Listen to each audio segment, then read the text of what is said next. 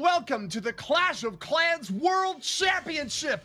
We're in the first season of our final rounds where we have the opportunity to give one clan, the best in the world, a golden ticket for this year's $1 million prize pool series. My name's Woody, and I'm honored to be joined here today by Itsu.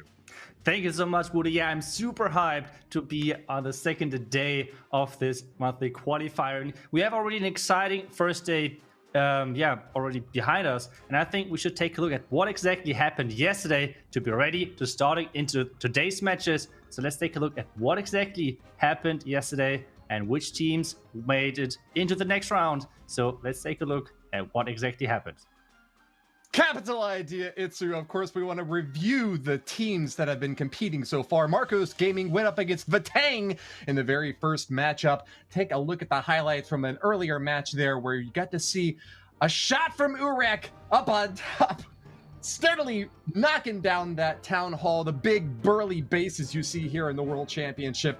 Demolished there. We actually saw Marcos Gaming advance in that matchup, but the second one was ATN.aTTaX versus Method. Itsu?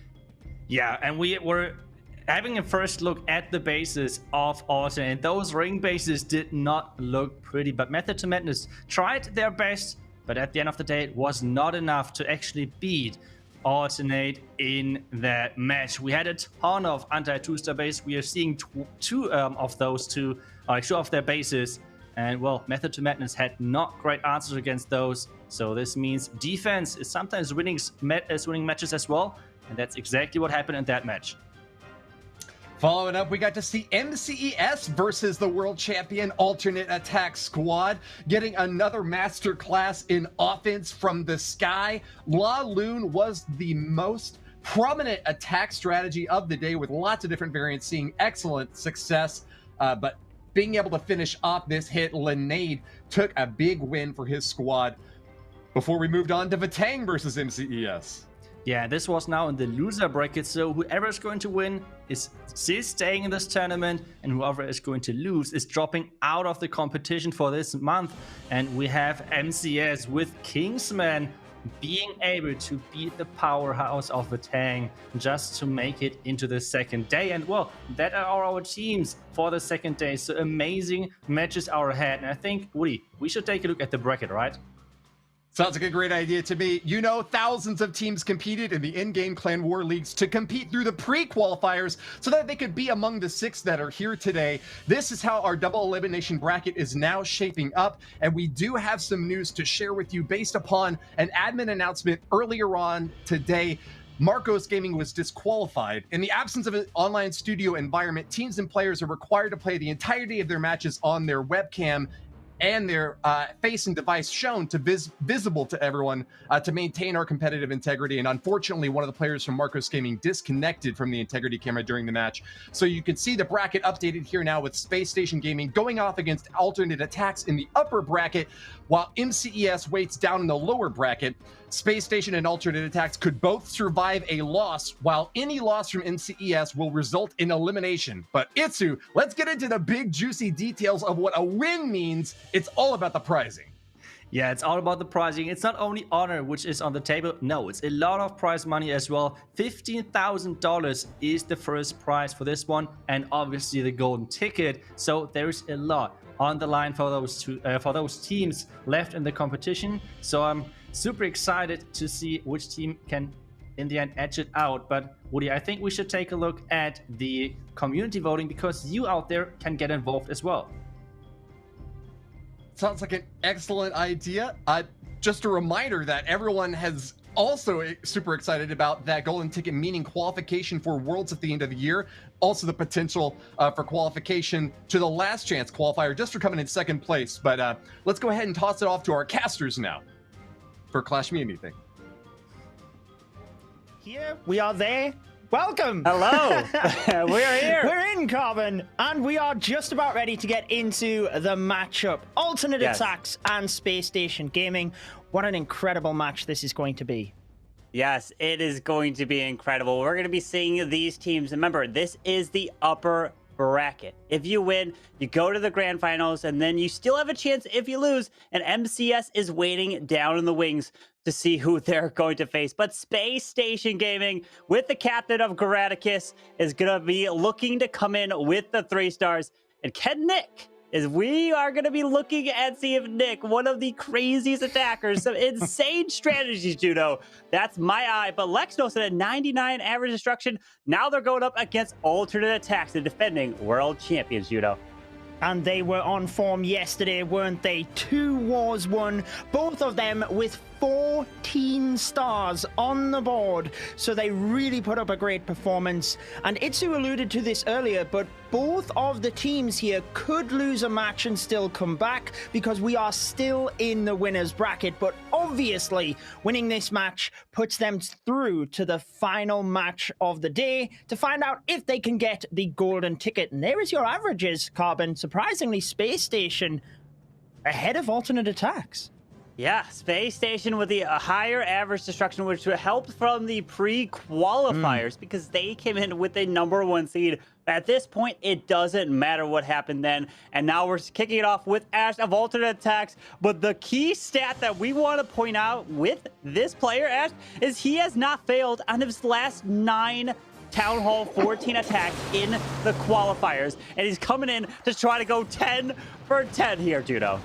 He is using the Zap Lava Loon strategy. He used the Skelly Donut Lalo twice yesterday and 3-starred with both of them. Obviously, like you said, 9 attacks out of 9. But here we go. The Battle Blimp has moved in with the Yetis. He's already taken out a chunk of the core with the lightning spells. And the raged up Yetis not only lure out the clan castle, but continue to take out even more defenses. It did. It looked like it set up the funnel with this Lava Hound and Ice Golem being lured out to the outside of the space. The Queen should be able to take care of this. The biggest thing is going to be time. Using this poison spell to help clear the CC. And then he's going to try to help set up the funnel to push potentially the Queen all the way to the Town Hall if he can set that funnel properly.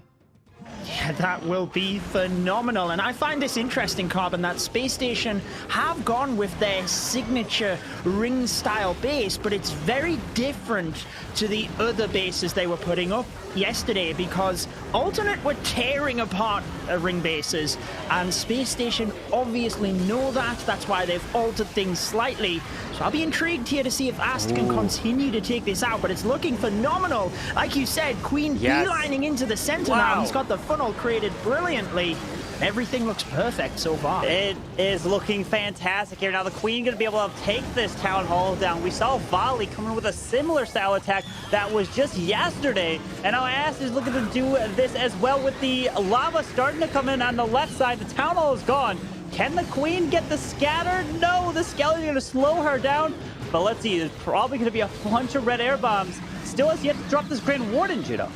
Yeah, that's an interesting player because he's obviously going to have to need that ability through the center of the base. The good thing is that the poison blast of the Town Hall is not there. But like you said, 2 scatter shot, the Eagle, there's bound to be traps in that area. Decides to go with an early Warden ability, but you can see traps popping off left, right, and center already. As the balloons get towards the middle, there's not a lot left here, but they could still easily go down if there's a lot of red air bombs. Yeah, the balloons are pushing their way around. He's got so many lose with 40 seconds left, and I don't even think I have the power to jinx this one. Everyone thinking, Carbon, you jinxed in the moment you said he's trying to go 10 for 10, and I think it's impossible to jinx this insane player from Alternate.aTTaX coming in. Ash, wow, you are just incredible. And he stays perfect here in the qualifiers with another 3-star.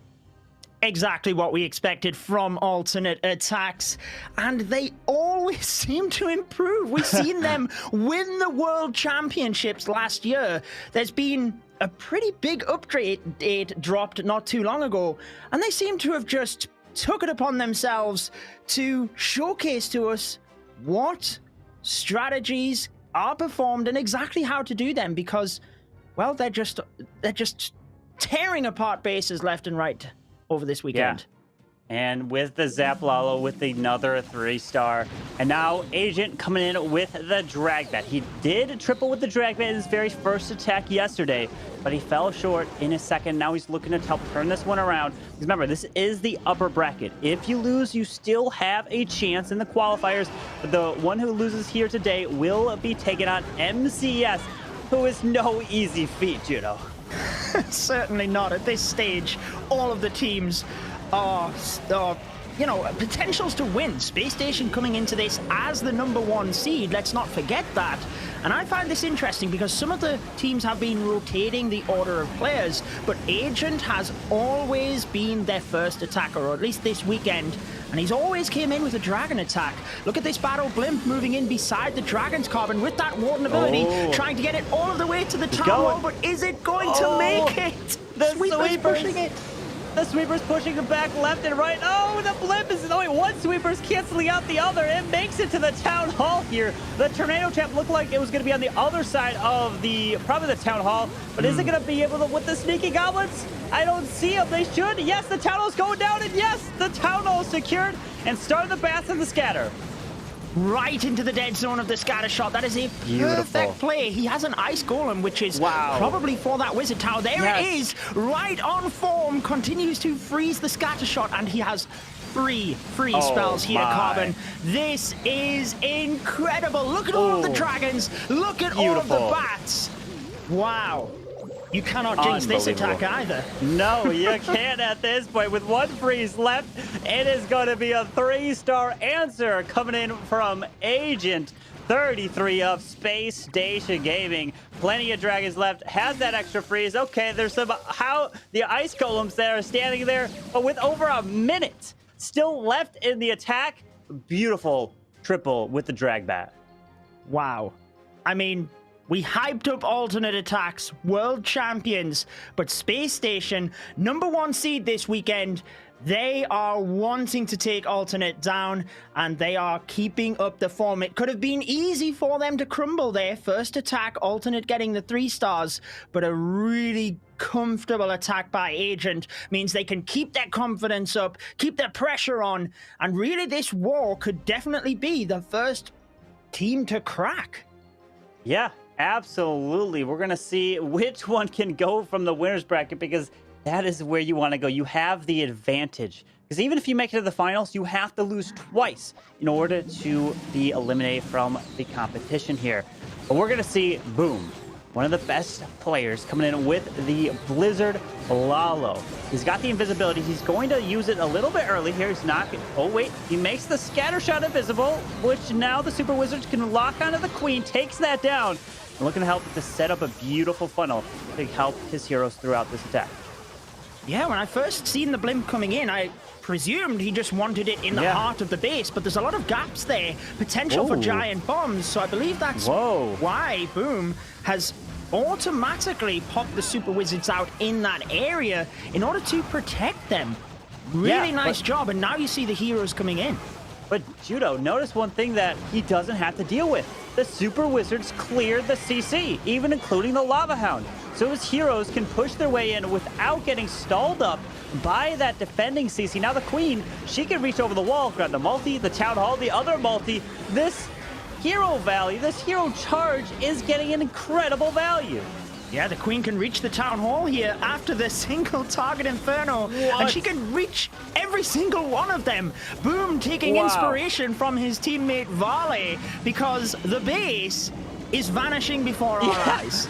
It really is. The Queen's now going to grab the last multi-target Inferno, even maybe one-shot the Royal Champion. She should go down. Reshot, yes! The Royal Champion is gone. Here comes the Lalo, pushing over the Eagle Artillery now, freezes up that scatter shot, and he's got so many balloons left, even 6 to use on the back end. They make it look so easy, and I think we should highlight the importance of the balloons you've seen from that left-hand side. That's how he's been able to cruise so many of them through the central area, taking down all of the major defenses. Just look at how easy he's made this look. An invisibility spell left over. And again, Carbon, we can't jinx it. Top form today from these clans. Wow. Literally incredible job. He could use the invisibility on the king if he really wants to help make the troops not go for him. There it is. Yep, perfect job. Now they're going to go for the clan castle so they ignore the king. Because remember, you don't have to take down the enemy heroes as long as you take down all the buildings, and it will still be a 3-star. Boom!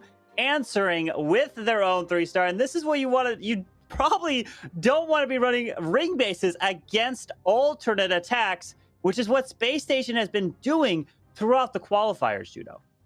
Yeah, alternate are just experts with the base building. We know they have a base building team as well, but when they are testing bases, particularly ring bases in the meta, they are going to know how to take them down. But again, that leads this cat and mouse style game, a mental battle between the clans as to can SpaceStation switch the traps around, make it appear like something, and then a little bit more non-traditional. But we have Marinol with the Zap Super Witches now. Yeah, and it's not a ring base here. We've got the Town Hall a little bit to the top side. We've got double multis and the clan castle all the way protected inside the core. Are we going to see... Oh, wait, lightning being used.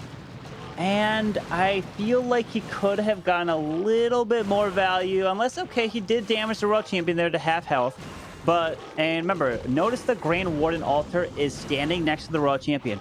The Grand Warden altar does boost up your defending heroes on the base and troops that come out of the clan castle. So you do have to keep an eye on where that defending warden is, because it does play a role. Yeah, he managed to get 2 grounded expos. It's definitely not what we normally see the lightning spells being used for, but particularly with this ground attack and eliminating damage from his heroes moving into the town hall, it's certainly going to be helpful for him. You see the Super Witches already being deployed. Oh no. Oh, the owl will activate the town hall through the chain. Oh, which means now the Inferno beams from the tunnel is going to do a little bit extra work, which he doesn't want to, Judo. Here we go. The devastating thing as well as those balloons, Carbon. He couldn't really use the Grand Warden's ability until everything was closer to the Town Hall, because whilst these Super Wizards get through that, the Super Witches, sorry, there's so many Super Wizards in the meta. I'm just naturally saying that now. You do need to protect everything around that town hall, though, particularly with the poison blast. But look at the invisibility spell here, trying to help out. Everything's taking major damage up top. He's still got, I think, 2 Super Witches still alive. They need to loop their way back around, finally dealing with the clan castle, freezing up the queen. Here comes some Valkyries. They're going to get stuck on the wall. They're going to help take down the defending king. But these Super Witches, the healers, need to really transfer this queen. He's got no more spells, though, for this charge into the base. Oh, his queen's gone down as well, Carbon. He just couldn't keep her alive. So the healers switched to the Super Witches, but they just took a lot of damage from red air bombs as well. So I feel the healers are going to go down momentarily. And really, it's about percentage now. We have that Royal Champion with the ability, but not a lot left in order to help out. And if he could have got the Super Witches to smash into the center, you can see that even here, there's not a huge lot left. There's only that back-end compartment that he's fell short with. Yeah, and I really feel like nowadays you can't be sending your Super Witches or even your main smashes through that Town Hall poison. You gotta invest maybe the blimp or something to take it down so that you don't get slowed down by it, you don't get affected by it, and then it just... That is, at Town Hall 14, that is the critical point. And that helped Yo-Yo's defense right here, which is going to put alternate attacks in a big advantage, not only with stars, but with the 100% hit rate at this point. Certainly will do. Now, 85% is not the end of the world. We did see a lot of attacks yesterday, particularly against those ring-style bases, where there was a very low percentage hit, but could we see that happening from alternate? We've already mentioned how strong they are against the ring bases, so I feel particularly in this war, that is definitely a huge disadvantage now for SpaceStation. Yeah, we've seen the Super Witches time and time again here, and they have been really struggling. We've seen, yes, one Super Witch tag, which you did end up breaking down on a ring base, But it's just the rest of them just seem have not to worked out. And even some of them have been getting some lower percentage trying to go through the town hall. But now we've got Linade. We've seen him come in with the hybrid. We've seen him come in with the Queen Charge Lalo. And now he's continuing going back to the ground with the P.E.K.K.A. and Super Wizards, which have turned out to be working pretty well against ring bases. But Nick is looking to defend with the triple ice golem. I feel it was a very hit and miss style strategy versus the ring bases. We've seen a couple of P.E.K.K.A. smashers literally tear apart ring bases, and I feel the difference maker was where the Queen went. A lot of the time we've seen the Queen charging into the town hall and the P.E.K.K.A. moving around the outside, and it was alternate that tended to use that style of P.E.K.K.A. smash as well. So let's find out where this Queen is charging. He's already taken out that section to the 6 o'clock area with the Yeti Blimp, so he's obviously driving the Queen up towards the enemy Archer Queen, and I think probably through that little gap in the wall would be my guess. Yeah, as long as you're going to keep these Super Wizards alive, there's the jump spell. He drops the rage. Watch out for the scatter. There is the freeze onto the Eagle and Scatter Shot, but the multi-target Inferno can be doing quite a bit on these Super Wizards, but the healers have looked like they're transferred off to the core, Judah. They certainly have, and the P.E.K.K.A. are... I mean, they're tearing it apart, but it's the poison blast of the town hall that tends to be the difference maker here. If the Queen can get that down and the P.E.K.K.A. can make it through, then it will look good. But there's so much damage onto the P.E.K.K.A. in the center, and I can't see what's happening either, Carbon. I think they're going down, though. There's so much in the core here. No, Super Wizards, the Super Wizards are gone, but the P.E.K.K.A. is staying alive with the healers. These ground expos on the backside of the base is doing a massive amount. Finds the red air bomb. World Champion's got her ability. He's got one invisibility spell left. Can she stay alive and help move around the edge? The P.E.K.K.A. helped to get through the center. They have now pretty much gone down. Looks like there's one left, but it is still stealing the healers. We'd like them to switch to the Queen, really. There's a couple of expos. Still a lot of damage, but with the RC ability and the invisibility getting tongue-tied there with those very similar words, but I do think he's got this. The Queen goes down, but we've got a couple different Teslas still standing. Can the Royal Champion Health stay alive through this Tesla farm? I'm only worried about some ground skeletons that can slow her down. 29 seconds. The P.E.K.K.A.'s getting healed back up. The Royal Champion is getting through the Tesla. 1-2 shots down it goes. Just barely enough able to make it through. And Linade is looking like he's going to get a 3-star here for alternate attacks. The unicorn was incredible there for the Royal Champion, healing her back up again and again. The only difficulty being the unicorn only heals when the hero is static. So when the Royal Champion started jumping over the walls at the end, it did get a little bit sketchy, but you can see how just tearing apart the core meant that as long as he protected the hero abilities, just about had enough. But just about had enough is enough, Carbon. Exactly. Linade gets another 3-star here in the qualifiers. And yeah, he only got one 3-star in the pre-qualifiers. His hit rate was only 14.3%, the lowest one on alternate attacks. But when it matters, he is coming through. But now we're seeing Nick coming in with 8 lightning spells, saving one of them for a headhunter that's going to come out of the clan castle, using the lightning to help take down the scatter shots and balloons out of the mortar. And he wants to force this Queen to try to get as much value charging her in. We've seen 2 Zap Lava Loon attacks by Nick yesterday, and although one of them was the 99%, let's be honest, Carbon, they were both crushing attacks, taking out the Queen there in the center as well. And I always look forward to Nick's attacks. It doesn't matter what he does, you know that the creativity is maximum, and he always seems to get huge value with his heroes. It's kind of Nick's signature thing. It really is, but now the Lava Hound and Ice Golem are looking to do a lot of work here to his heroes. The King's going to get stole up by the Ice Golem, while the Lava Hound's going to stole up the Queen. So they're both doing some amazing work slowing these heroes down. Now the Royal Champion, can she continue? Get an amazing value on the outside. RC's ability goes off. Down goes the cannon. Damages the Wizard Tower. Uses like a lightning on some of these minions, but the Queen's ability has already been used, and now he can't get to this multi here. You see the battle builders repairing one of them, the second multi, the one in the inside, basically didn't really even get hit.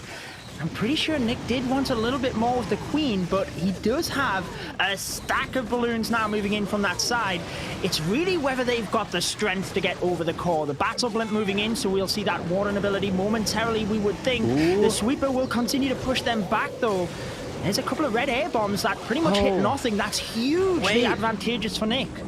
Yeah, the balloons dodged the Eagle artillery, or at least some of them died off. He did activate the tornado trap. Warden ability goes off. Hound flies through, but the town hall needs to go down. Sneaky goblins, where are you at? You need to be coming through. Headhunters are finally joining the party to help take down the enemy royal champion. Oh, those multi-target infernos, though. He doesn't have any spells left. He throws one of them with the wizard tower, but you can see now they are just burning through the balloons. And this is where the queen would have really helped out. Oh, the warden is there as well with the owl, but it's just not going to be enough. There's not a lot that can hit these troops now, really. I just feel like the multi probably will still have enough to get through. Yeah, that wizard tower did get healed back up from the builder from the very beginning of the attack. The king? Oh, man, not able to take that multi, only 21 seconds. The owl is going to be going down, and that multi-target inferno is looking pretty out there, and there's no way this owl can get it done. Very nice try from Nick. Going to be a 95% 2-star, but they're in desperate needs of 3 stars to stay up to what ATN.aTTaX has been putting up against them. Yeah, 3 attacks by ATN.aTTaX, 3 stars. So SpaceStation finding themselves slipping behind at the moment. Really, I feel the CC choice there from Alternate, the Lava Hound and the Ice Golem seemed to make the difference maker. It really slowed the Archer Queen down, and Nick had a heavy focus of the attack on the Queen. That seemed to be the difference maker for me there.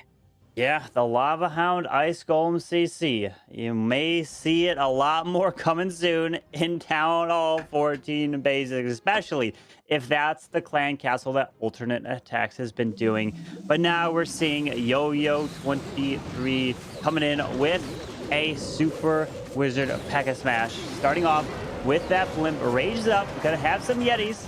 And he hopes to clear this section. And we do see Lex coming in with the defending Lava Hound Ice Golem as well to try to slow down the enemy heroes. Coming soon to a village near you, the Ice Golem and the Lava Hound. It's definitely one that I will start using in my clan castle now. I think that's kind of tradition at this point. Whatever alternate show, you know that it is top of the meta. Here we go, though. The Queen will have a lot easier of a job getting through this because she has the healers with her. And Yo-Yo has already used the Super Wall Breaker to allow his Queen into the base here. He's just going to control this charge, try and get a bit of value before he then sends the smash in. And this is what I was talking about in that last attack. Notice he's busted in a little bit further around from the P.E.K.K.A. So he's going to aim to charge the Queen to the center and send the P.E.K.K.A. around the town hall area. Yeah, with this jump spell, he can get some beautiful access to the core. The Super Wizards on the outside, keeping them away from the town hall Giga Inferno beams. While the Super Wizards P.E.K.K.A. clear all that value, the Queen will clear the core. This is looking super strong for Yo-Yo right now. Again, they just make it look so easy, don't they? The way that he's blended in the P.E.K.K.A. Smash in order to carve that area and just allow the Queen direct access to the Town Hall. Now, nothing has gone for the Eagle at the moment, and it looks like the Queen's also going to go the other way. So he's got to hope that a couple of troops backtrack to get that Eagle. Otherwise, he's going to be taking a lot of unnecessary damage. Yeah, he would have... Wait, whoa, was that jump spell missed?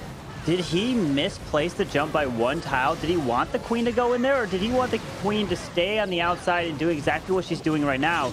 Because she could have potentially jumped in and grabbed the whole core. Remember, maybe the whole core is trapped. And yes, the healers are pulling some red air bombs. Wow. Oh, but is it enough? I think so. He's got a freeze spell, so he can use that right there for the Archer Tower. Yep, Queen with the healers. Beautiful job. You know, I do feel like the jump spell was supposed to be where it was, just because of, like you said, the Queen came back out and around. Yep. Maybe he could have used a wall breaker but felt safer with the jump, but nevertheless, Yo-Yo with the 3-star and keeping alternate attacks 3-star streak alive in this war, and they look even more terrorizing today, Carbon.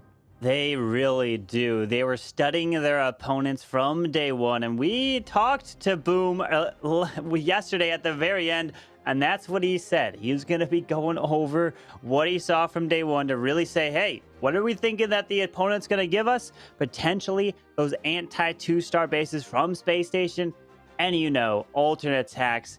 They make some incredible anti-2-star bases for Legends League, so they are the perfect team to face them. Well, let's see what Lexnos can do here. Even has the webcam on. Whoa. Beautiful stuff there. Yes. Look I at love that. it. And if we go from your Solo Masters series, Carbon, I'm looking forward to some of those facial expressions that Lex might show us. But this is a really high-pressured attack, though. I mean, World Championships, even this qualifier alone, $15,000 for the winner. And SpaceStation find themselves a little bit behind alternate attacks, but it is the Queen Charge Lava Loon that Lexnos has selected. I'm not going to lie, Judo, but I can't get my eyes off the right side of the screen. Lex is there. Look at this man. It is incredible to be able to see the live reaction of the player, and it adds so much to the attack. You get to see their emotions, especially as it's going live. And Lex is trying to help take down this Queen and Ice Golem, and we've been seeing it throughout these bases here in the second day. And I'm going to have to really keep using these Lava Hound Ice Golem CCs. The healers have yet to be deployed, and he's coming in with the Queen Charge Lalo. Can he continue this charge for the Queen all the way to the Town Hall? He's taking his time at the moment. Very comfortable. King used on that right-hand side to set the funnel and allow the Queen to just move on in towards the center. She will be able to get that multi-target Inferno. Doesn't have a jump and one super wall breaker left. So once the cannon goes down, then hopefully the wall breaker will target the central area. Nice Coco Loon gets one of the black bombs. I think he's just waiting on the King taking out that right-hand side to almost guarantee the wall breaker into the center. And there it is. Beautiful job. That can be so tricky to pull off, Carbon. It is so difficult. The wall breaker AI, who knows where it's going to go, but pulls a Sinking Earmine right there onto a healer and trying to keep this Queen charged through. The Unicorn is going to be taken out right there from the Town Hall. Freezes up the Sweeper and another Judo. No. This volley has planned the charge through here, and this is going to be littered with Sinking Air Mines. Watch out. Yeah, there's not a lot he can do here with the Coco Loons because they wouldn't track over that area, and Lex is pretty comfortable right now anyway. The Queen charging into the middle. She's already taken the Town Hall. You see the Lava Loon now moving in from the top. Beautiful use of that Rage to power them onto the multi-target Inferno, and the Queen in the center is still going, Carbon. Invisibility spell. Yes, wait, no, he gets it. He protects the Queen, and the Ward ability goes off. Protects the world champion. He's got another Rage to use. He uses the haste on the bottom side, Judo. Haste onto the scatter shot. Come on, Loons. Come on, Loons. Get through that area. He's still got the multi. The Queen is still alive in the core with that Rage spell now, trying to get any of those Loons to the multi. No. Queen is going to have to get to the wall, but I've just seen 18 seconds. Oh, no. The multi is going to stay up in this back section. The Queen is going to probably go down to the King. Unfortunate, and not going to be able to get the cleanup on the outside with 3, 2, 1. And it is going to be a defense for Vale. And unfortunate, Lex, nice try. Trying to come in with that Queen charge. But Judo, we were able to see Lex live right there through his Queen charge. And we saw the expression at the end. It was unfortunate not able to get it, but maybe we get to see some more of that to come, because you know the team waiting down below is MCES. We still have some attacks to go through, but alternate attacks so far perfect. They are just putting on a show here in day 2. Oh, they certainly are. I'm so gutted for Lex. That was an incredible Queen charge. Just controlling her through the center of the base the way he did was very, very impressive. And unfortunate not to get that. And here we go. I love it. Yes. Yes. Varley it is. And Let's now we go. get to see Varley's reaction. Yes. Final attack. This was the world's MVP from last year, Judo. Vale going in against Marno with the Super Witches. Let's go, Judo. I don't want to say something I shouldn't here in order to jinx anything, but Varley, come on, my friend. You can do this. World's MVP, like you said. If anybody is going to get this 3-star, he's been in this situation multiple times as well, Carbon, but we've got the Grand Warden walk down to the 6 o'clock area. A Super Wall Breaker already used to that 9 o'clock section, so just preparing anything you can do whilst the Grand Warden is under control and you don't really have to focus too much. That is going to be helpful for the attack. So that's why he sent in that Wall Breaker. Now you can see the Super Witches deployed actually gets the Fire of the Eagle Artillery, which is good because the healers will switch to the Super Witches now. Exactly. Itsu's talked about it before. That's why you tend to want to drop a lot of the Super Witches on the exact same tile so that the Eagle Artillery targets them and the healers will do that switch, using the rage to push these Super Witches into the core to get toward the Town Hall. But we saw Marno try to do that exact same thing, and the Super Witches really got stalled. But the thing here is that the Super Witches may not walk over the Town Hall necessarily. They can walk around it, not slowing them down, Judo. And the thing I noticed that's different here as well, Carbon, is Varley has the Stone Slammer. So rather than sending the Battle Blimp into the heart of the base, as long as the Super Witches get the core, then hopefully he'll have the Queen ability, Royal Champion, and the Stone Slammer to help out on the back end. That could be the difference maker, as everything is now in the center of the base. Let's try and see if they can get through, but the Stone Slammer and Royal Champion already used to the north. The Stone Slammer coming in to help assist. There's so much firepower, but look at these Super Witches. They're all tanky in the core. Queen's ability goes off. Valkyries come out of this Stone Slammer, and the Royal Champion's got her ability. This is looking pretty solid here. This looks incredible. I love to see when troops are... He's counting them. Go. 5 triples. Perfect wall. I love to see when troops are so customized to the base. The Valkyries a perfect choice because they could just run down that channel and he makes it look so easy. The 3 stars and a perfect wall for alternate attacks. Incredible job, Volley. We're looking at the replay with that Warden ability protecting the Super Witches into the core of the base. Stone Slammer to the top side and using the Royal Champion to help assist up there. Just an incredible value, and Alter attacks are in their top form at the moment with the perfect war against SpaceStation. We do have one more attack still to come in, but these teams remaining have everything on the line. Remember, it is double elimination, which means SpaceStation will have another chance. And if you want to take down Alter Attack in the finals, you're going to have to beat them twice, Judo. You certainly would. So Garaticus now will be wanting to, try and get a bit of confidence back for SpaceStation. They will be facing off against MCES a little bit later. So they also need to put some fear into MCES, and this attack being the P.E.K.K.A. Smash. Moving back to that strategy, let's see what he has going on here. A Jump Spell and an Ice Golem ahead of the P.E.K.K.A. Yeah, Jump Spell pushing his way straight towards this Town Hall Eel. Literally everything is in this giant compartment here. And the King is going to the outside. Drops this rage. No, Doodle, the healers! Where are the healers going? Oh, they've gone with the King and the P.E.K.K.A. to the outside. The Super Wizards were doing incredible, just chaining through the entire core, but he's got no healers in the center, and that could be dangerous. Now, thankfully, the Ram with the King has busted into the base, but the healers are still on that outside. And he's got to save... Oh, he's used the Royal Champion from the top. Obviously feels confident with that Town Hall. There, down it goes. Wow.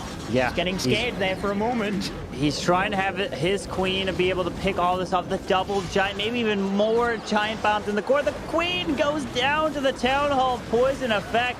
The Royal Champion trying to charge and continue to move around the base, but we still have a multi. That's House of Farm. The defending King as well with only 1 freeze. This is unfortunate for Garaticus, but Linnaid holding strong here. Alternate attacks showing you their offensive power and their defensive power in this Town Hall 14 meta. And that attack also shows the importance of having that funnel correctly as well. Every once in a while, when you see troops moving around the outside and obviously the healers switching, it's so difficult to fix it mid-attack. And I don't really feel there was anything else Graticus could have done there. Yeah, it was unfortunate. Was not able to do it, but still trying to put it up. And the big thing that we have to keep in mind is that SpaceStation may have another shot at alternate attacks if they take out MCES. But still, any one of these matches here could be a grand finals matchup. It's all going to come down to whether or not you're going to be giving alternate attacks those ring bases, which they absolutely love. Well, right now, these three teams are the best three teams in the world because everybody has competed in this pre-qualifier, moving on up into this monthly qualifier. And we could actually even see 2 more matches of SpaceStation and alternate attacks if SpaceStation were to beat alternate. But alternate attacks do move through to the final matchup of this qualifier with a perfect war carbon. Incredible job. You literally can't get any better what alternate attacks just did. To do it against the #1 seed coming into this tournament, we're looking at the Pega Smash from Graticus. His hit rate still in 85% through the qualifiers. That's incredible. When we talked about Linade, which was only about 14%, he was struggling, but was able to turn it around here in the qualifiers when it did matter the most, Judo. So unbelievable performance from alternate attacks, looking like what they did from the World Championship of last year. Judo, can't wait for more of this to come. I certainly cannot. And just looking at those attacks, and I mean, I feel we need to invite our good friend Itsu on here, and I have no clue which attack he's going to pick. I mean, I'm going to attack, I'm going to choose one of the attacks of alternate, and this time around is going to be Boom, because he's showcasing perfectly how to take one of those ring bases. And I think at this point, I don't think a lot of teams are going to bring up ring bases against alternate at this point. And what he's doing looks so smart, even though it looks so, like, I don't know, not really, it makes not that much sense if you take a look at in the beginning. So what he's going for a scatter shot, and he's going for the queen. That's pretty much it, except that he's getting elixir storage, maybe a bomb tower, things like that, but that's it. But the crucial thing about this is he's creating pathing. He's taking out a huge part of this base, the same thing, and taking out the clan caster, and this is empowering his heroes, making those heroes even stronger because he has not to face the clan caster anymore, and now he's pushing in, forcing his king and queen inside with the royal champion, and we can see that just in a second with those heroes slowly approaching this compartment around the town hall, and from this compartment he can reach everything, and this is just incredible plan, and this is showing why he's pushing with exact this attack strategy in Legend, and why Legend League is so important to everyone. And now at this point, if you mark what exactly has been taken down, the question comes, where's the base? Because this base actually got completely wrecked, because base is gone, Lalo is just starting, and at this point it's just a cleanup Lalo, and this base got, obliterated. So, Judo, I think that's how you attack ring bases with Blizzard Lalo. I will certainly be practicing that, and he made it look so easy with the queen charge, getting into that area. But we also seen how strong their bases were on defense. So why don't we take a quick look at one of the base breakdowns, Carbon? Yeah, the base that did super well was Yo-Yo's base with that core multi-target Infernos. Marno tried to throw super witches at this one, and the Town Hall was able to slow them down. He tried to funnel his way through. We're looking at the Town Hall and the Eagle were on the opposite sides. And what was the final remaining section was the scatter shot to the right. So Super Witches are not the way to attack this one right here. But still, what a great try from SpaceStation. They may have another shot here in the qualifiers. They're still going to have to put up a good fight against MCES. They certainly will. And I mean, I feel this is a question that we can't really answer, because if anybody could answer this question, then they would do it, right? But what type of base would you put up against alternate attacks right now, Itsu? Because I feel that's the $1 million question. I think MCES did use anti 3-star bases against them and beat them actually in the pre-qualifier. So maybe that's the answer, because I feel like anti 2-star bases is just not working. That's how it is. And you saw that in that match, like 15 stars. I feel like that's showing pretty nicely that they're legend masters. So I don't know. I feel like anti 3 is the way to go, Carbon. Absolutely. I think that's what you're going to have to do against Alternate.aTTaX, because they are the masters, like you said, in Legends. That's what they see a lot of times in Legends League. And they talked about in the post interview from Boom yesterday. So I'm going to be really curious to see that finals match, Judo, what potentially teams will put up against them. Certainly, and I find it interesting here. Maybe SpaceStation will switch their bases. I guess we will find out. But first, we are going to be joined by Lady B for a special live episode of Clash Me Anything.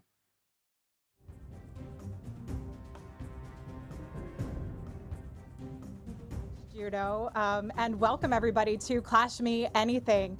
This is the show where I interview the top players and creators around the Clash of Clans universe to answer questions that are going to help you level up your game. Now, normally you can catch our episodes over on the Clash of Clans YouTube channel, but today, as Judo mentioned, I'm very excited to be joining you live for this speed round during the World Championship kickoff weekend to talk to some of our casters. We've got Itsu, Carbon, and Judo joining me today to answer some questions. Now, we've had an incredible weekend of attacks. I mean, insane. And so many to choose from. But what I really want to know is, what are your favorites from this weekend? So, Judo, what's your favorite attack so far that you've seen this weekend? I think for me, the standout was probably Varley's attack, because I just love seeing bases that are broken down with the heroes very surgically. He even used the lightning spells with the RC shield for the central multi on this attack. And I just love seeing bases that are dissected, and the Lava Loon can just finish off the back end of the base. It was beautiful. Absolutely. And this is kind of reminiscent to me of what we saw from Vala in the World Championship finals, some of those beautiful, stunning openers that led to his success with the 3 stars. What about you, Carbon? What's been your favorite attack so far? Yeah, my favorite attack has been Nick. He's been coming in with insane attacks, but especially the one where he used 11 lightning spells, using 10 of them to help take down the Inferno Tower, Scatter, Sweeper, and look at the other Inferno. He was getting so much value, and this was the attack that he was able to actually get the first 3-star in this qualifiers. Just Nick comes in with some insane attacks. He really does. And like the way he turned that around too, because it had a couple of highs and lows, which keeps it really exciting, but that shows the pro level that these guys are at. And Itsu, I'm sure you've got a favorite in the mix here. Yeah, I think for me, it's MCES and overall their creativity, especially from Cinti. I think there are not a lot of players who would have taken the risk of doing this again, in one of those qualifier matches.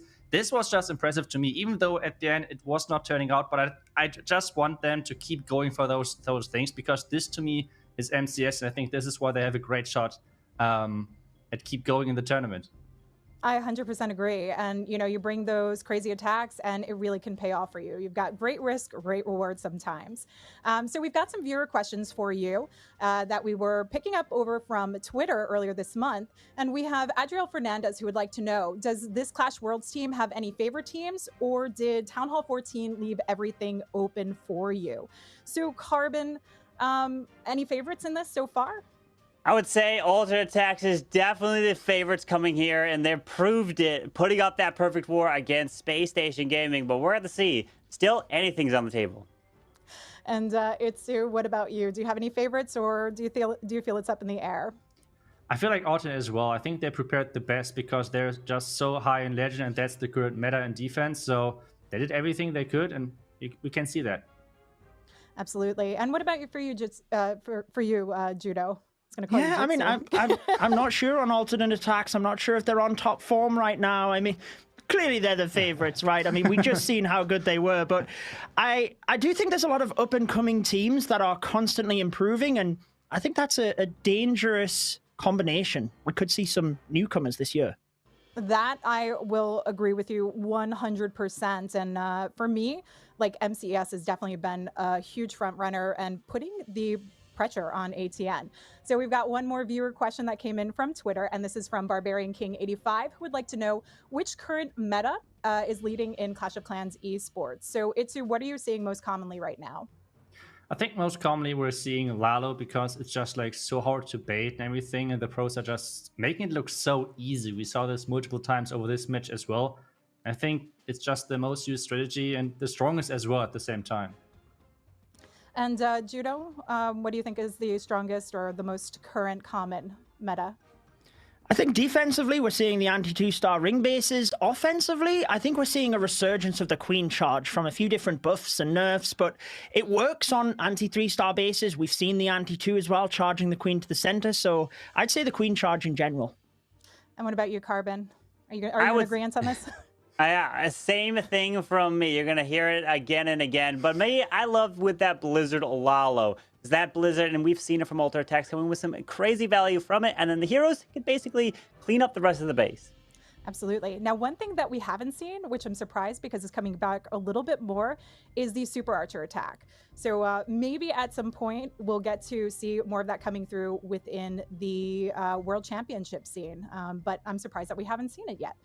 But I want to thank you guys so much for answering these questions during this speed round. I know it was a little bit of a quick session, and we do appreciate the questions that came in over from Twitter. So thank you, Itsu, Judo, and Carbon for joining and answering that.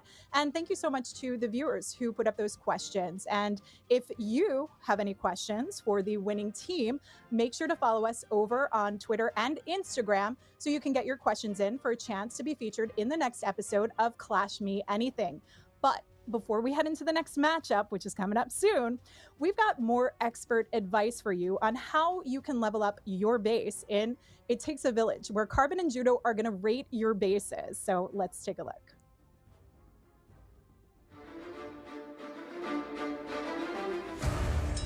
Welcome back to It Takes a Village, where we're going to be breaking down viewer-submitted Town Hall 14 base from Italy. Yes, and let's take a look at this base here, Carbon. The first thing that I notice when I look at this village is the red air bombs are pushed right to the perimeter of the map, and that's a little bit non-traditional.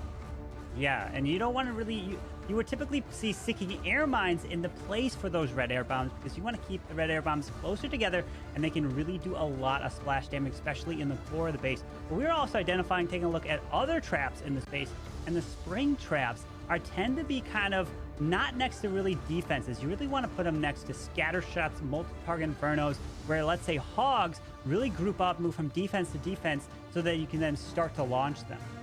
Yeah, you want to try and predict their pathing, so where they will move from one to the other, and obviously have a spring trap in that location. Also picking up on the giant bombs as well, Carbon. He has them well spread around the base here, which can be effective. One of the things that I like to do is group one or two of them in an area of major splash, and that means that as a set of hog riders or miners are moving through, it might be that the opponent can't use a heal spell quick enough because you have multiple giant bombs alongside the splash, and it just creates this huge dead area that people can't heal through. Yeah, and I've seen pro base layouts use 3 giant bombs next to each other, which absolutely destroys hybrid attacks if you're not ready for it. If you don't have that warden heal spell ready to go, you can lose your troops super quick. But a small thing that I do like is to use those small bombs next to the town hall, because if you send that blimp in for the town hall, sneaky goblins, those small bombs help destroy them, take them out, rather than being safe, because otherwise you try to put small bombs on the outside nowadays with super wall breakers, they're not as effective, Judo. Yeah, absolutely. You can see the gaps in the wall, which is purely because of wall breaker pathing, and that's why we don't see these small bombs to the outside, because of the super wall breaker. But that is going to be it, Carbon, for this episode of It Takes a Village, and I look forward to the next one.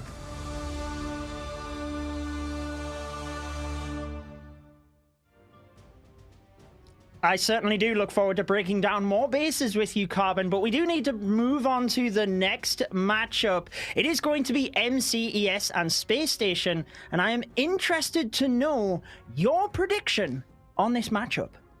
Yeah, we saw ATN.aTTaX put up the perfect war against SpaceStation, but I'm still gonna go with SpaceStation in this match. I think they're gonna take that and they're going to be fueled up now and they're ready to go. They are the #1 seed. They probably will bounce back, but I'm going to go with MCES. I casted a couple of their wars in the pre-qualifier, and I think even though they were a bit unlucky yesterday, they really are on top form. Yeah, we're going to have to now jump into the bracket so we could take a look at what teams are remaining. We know ATN.aTTaX are advancing here to the grand finals, and SpaceStation is looking to take on MCES, which is the match that we are taking on right now here, Judo.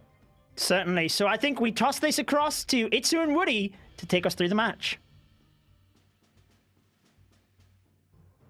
Thanks very much, Judo. It's great to be back and having this one opportunity to cast the final elimination match in this lower bracket with my friend Itsu.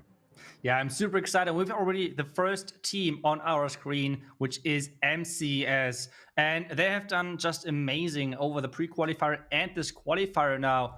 And now everything is coming down to this match. If they're staying in this tournament, but they're facing, a really important and really strong opponent. Vice World finalists, MCES are not going to go down without a fight. I think that they've got a great chance of moving on to the grand finals, but they're going up against SpaceStation Gaming, led of course by Goreticus, the captain, and joined by Agent 33, Lexnos, Marinel, and Nick. SpaceStation Gaming just got shellacked against ATN.aTTaX, and that has got to be weighing on them right now. But the fact that they were moving down from the upper bracket, the #1 seed in this tournament coming in, we know that they have got the competitive experience to re-emerge. I gotta say, I think SpaceStation is one of the most volatile teams. They're the sort of squad that might wind up going down with just 10 or 11 stars at the end, but they're also a team that can put up a perfect war. It's all gonna be about how things shape up in the next hour, whether they can live up to the hype that their fans have had so much expectation of, or whether MCES, the stalwart guardians of the old guard, will be able to triumph.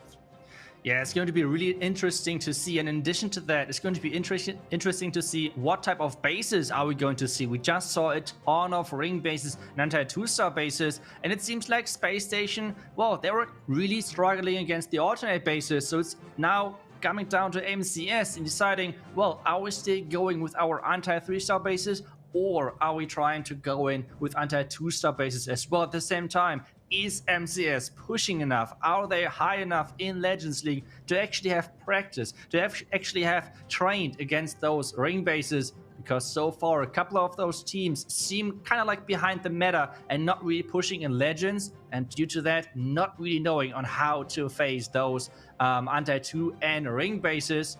And this is obviously a huge problem. So this is something to take a look. And now we have Tryhard coming in, and it's keep going with those anti-2-star ring bases on the SpaceStation side. Now it's all about Tryhard to showcase that he can actually take those down, Woody. You saw the stats up there on the screen right before the match began. Both of these teams have got an average of 13 stars through the pre-qualifiers today and walloping bases left and right with an average destruction in the mid to high 90s. But I think that the thing that you pointed out about defense and base construction is really what's going to separate MCES from SpaceStation in this match.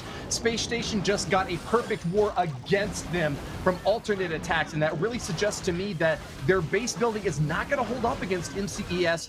Tryhard, the first attacker here, is going to get an easy target against that Eagle artillery. The fact that he's going up against a base with a town hall so highly insulated in the middle often means that a lot of really key defenses are going to be on that exterior, easier to grab.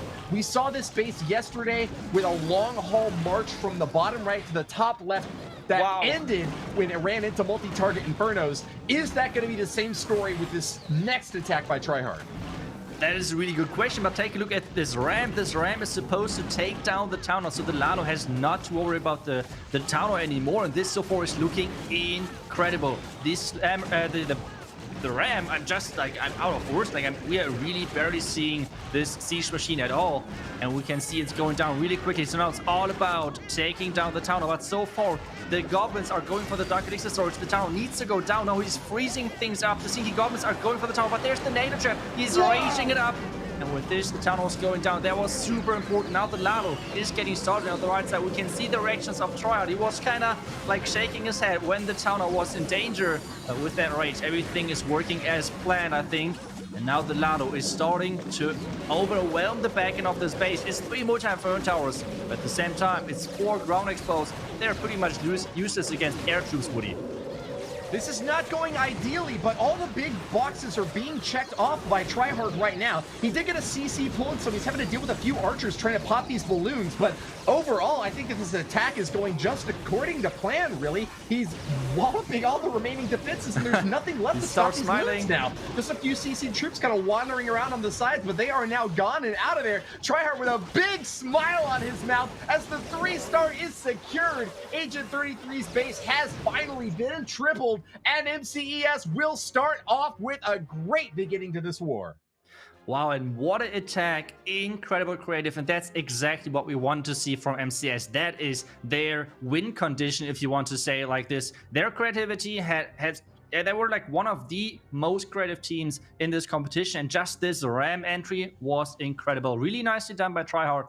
Now it's all about the answer of SpaceStation. Can they keep going? They just had the defeat against Alternate, and they need to get back into this match now, like keep their heads high. They're the #1 seed, and let's hope that they're getting into this match fresh, and we're seeing anti-3-star bases. So let's see if Agent and SpaceStation can deal with those. We just saw that those anti-3-star bases of Alternate gave them some huge problems. Now it's all about Agent with his crazy drag bat starting off against the base of Arium. A wacky start here. We've got Sui Heroes in the top just doing some funneling work here. Unicorn trying to keep this Archer Queen up as long as she can, but I don't see any really key targets for them to go after. Just trying to get some damage done on the exterior base so that the funneling can be finished up for the main stage of this Dragon Bat army. They need to go fast, and that's not something that's very easy for them to accomplish. That one rage spell, all that Agent 33 brought to help those dragons along. Instead, it's going to be those bats on the backside trying to finish off wizard towers and get them frozen up so that splash damage doesn't take out the biggest support structure for this army. Yeah, but now the Town Hall is not going down. I'm really sure that he wants to take down the Town Hall. Like, he invested so many spells as well to take it down. Now it's all about the Royal Gem and taking out those 2 multi-inferno towers, but there's some more Tesla with a skeleton trap. And now this will take some time to take those out, and the dragons have not started yet. The clan castle is getting lured as well, just a little bit. And those are, yeah, it's not the nicest to have like a split CC like this, because the archers are pretty annoying to deal with. Now the invisibility spell, can you take down the multi-inferno? That would be huge for the bats on the back end, but the builders are trying everything to repair the inferno tower, but it's not enough. And now those supermins are coming out. Are huge for those dragons because they cannot that easily access to them. We can see already the first dragon going down, Woody. This is a pretty risky deploy. He's already spent his the main force of his attack, and he sends the battle blimp in the back corner. That will beeline straight for the Town Hall, so he should have a pretty reliable shot there. Uses that Eternal Tome right before that blimp gets out of range, and so it is going to pass all the way right on top. But just as you mentioned earlier, those builder huts right there in the core of the base are going to help try to heal up anything that gets anywhere close. Drops the free spell to try to get these balloons on target, but they're being tornadoed away, and most of the balloons are going to pass toward the builder hut. A dragon, thankfully, the last attacker for that army, manages to get the Town Hall down and avoid absolute disaster, but 3 stars is nowhere near Agent 33's sights. Yeah, and now the bats as well. He's trying to split them, so the Wizard Tower and the Scatter Shot have no clue where to shoot at. And this so far is working okay-ish, I would say. Just trying to get some more percentages, the minions on the outside. But this attack did not go as planned at all. Like I said, the Town Hall was supposed to go down with that Queen, but those Tesla really surprised him and made sure that this Town Hall is not going down, at least not with a fight. Now we have around about 83% for Agent, and this is definitely not a percent where you would like to start at, because obviously, like, you just lost to Alternate with like getting 15 stars on defense, and now you need a good start into the next match, and this is the result pretty much. So I hope that they can just like keep concentrating and knowing that they are really strong and have the chance of taking down MCS. But for MCS right now, everything is going as planned. We can see the post stats yet again with the drag bed. Even though he has a 71% hit rate over the pre-qualifier, he was not able to showcase this in this match, sadly, Woody. Yeah, that pre-qualifier hit rate is an important stat to keep in mind, but also you got to remember they were going up against other clans that didn't qualify for the World Championship. I'd say that the skill cap for this game is so high through the roof that when you get to the final 6 in the world, you will start to see base designs that just make no sense for a standard attack that really require extraordinary creativity to be able to crack through. And so regardless, you may have a 71, 75% hit rate in the pre-qualifier, but if you don't have what it takes to get the triples when they matter most, out of those 5 attacks, that's just no room for error, Itsu. Yeah, I agree, and we saw just a super risky blimp taking down the clan castle and an inferno tower in the second row, which is giving the queen the power to just walk alongside and make sure that he can enter with the smash at the bottom of this base. He has the one jump spell, he has the 2 more super wall breakers. Now just dealing with that annoying clan castle, which already Judah and Corbin talked about, the ice golem and the lava hound, which delays this queen just so much. But finally, after 1 minute, the clan castle is been taken down, the defending clan castle. Now it's all about the smash getting added to this queen. The first wall break is coming in, the king is getting added at the bottom side. And now, well, now it's all about how good those P.E.K.K.A can actually make it into that town hall, and if they can avoid the town hall poison for as long as possible, Woody. Yeah, this is a really terrifying murder ball being sent in the bottom corner here. We've got P.E.K.K.As and Super Wizards aplenty. Healer's trying to keep this Archer Queen topped off, and she looks pretty healthy to me. Jump over into the center compartment now, and that is where most of the damage is going to start getting dished out. Multiple Inferno towers and a King Inferno firing away, doing a lot of damage, forcing out that freeze. He's got 2 more left, but that is a ton of damage that his forces are taking right now, and Kingston is losing a lot of that centralized damage. Instead, he's going to be looping out onto the outside with that Barbarian King and a couple of P.E.K.K.As to try to get the rest of the space down. Meanwhile, midfield, we still have an Archer Queen firing away, distracted now by Skeleton Army, or Skeleton Balloons rather, but another free spell, the last little bit of oomph to try to get these troops to dish out the remaining damage necessary to get that triple. The center of this base is still holding, but not for long. Can a triple be pulled off here, Itsu? Oh, that's so close. The Headhunter just died off, and this means the King has the power to take down the Royal Champion if this is going the worst case for Kingsman. And this Royal Champ had to survive because time is ticking. Time is ticking non-stop. Minions are getting added 30 seconds at this point. The Warden is switching over to the Queen, and now they have to get through this one wall, and then it's 25 seconds left. The cannon on the left went down, and now the minions are trying their best to take down this topside cannon. It's 18 seconds. It can't get closer than this. We have 16 more seconds. The Queen is taking down the next defense, which is the mortar. The cannon has been taken down as well. Now everything is working towards each other, and this really should be a 3-star. Oh my goodness, this was not looking good in the middle, but he saved this on the back end with amazing spell placement. Really nicely done. A really risky blimp, but it paid off. And this means MCES is 2 out of 2 in this crazy match against SpaceStation. Kingsmen, claim your crown. 3 stars with a P.E.K.K.A smash strat that went the distance. A 2 minute and 53-second attack that was a little bit tricky there at the end, but the plan worked just perfectly, and that'll keep MCES on that path to perfection. SpaceStation forced to retaliate with a triple of their own, else they fall so far behind that it would become nearly impossible to make a comeback without some sort of miracle. Nick is going to be the man tasked with this effort. Coming in next with Sui Lalo. Big aerial assault to start things off, and he's getting his heroes set up already in the bottom corner for an easy stab at an exposed town hall. What are the defensive features of this base that are really standing out to you, Itsu? Yeah, I think the key thing right now is that the clan cast is just so far away from the town hall, which means it's a really easy push for those heroes into the town hall. You always say that the most important defense against heroes is the clan cast, or those defending clan castle troops. And if there's like a lava hound and ice golem in there, it takes so long for those heroes to deal with them. And that's why they're so strong. But now he found the Testa farm already nice and early, taking down the enemy royal champion with this headhunter and with his own royal champion. This is looking really, really good as an entry point, so he can get started with this Lalo into the Eagle. I think that's going to be the goal. The queen is still alive. She's getting healed up by this unicorn, and he's getting a couple of builder huts for free. And this king is like saying hello to the royal champion and then walking away again. And well, this means the expo is going down as well.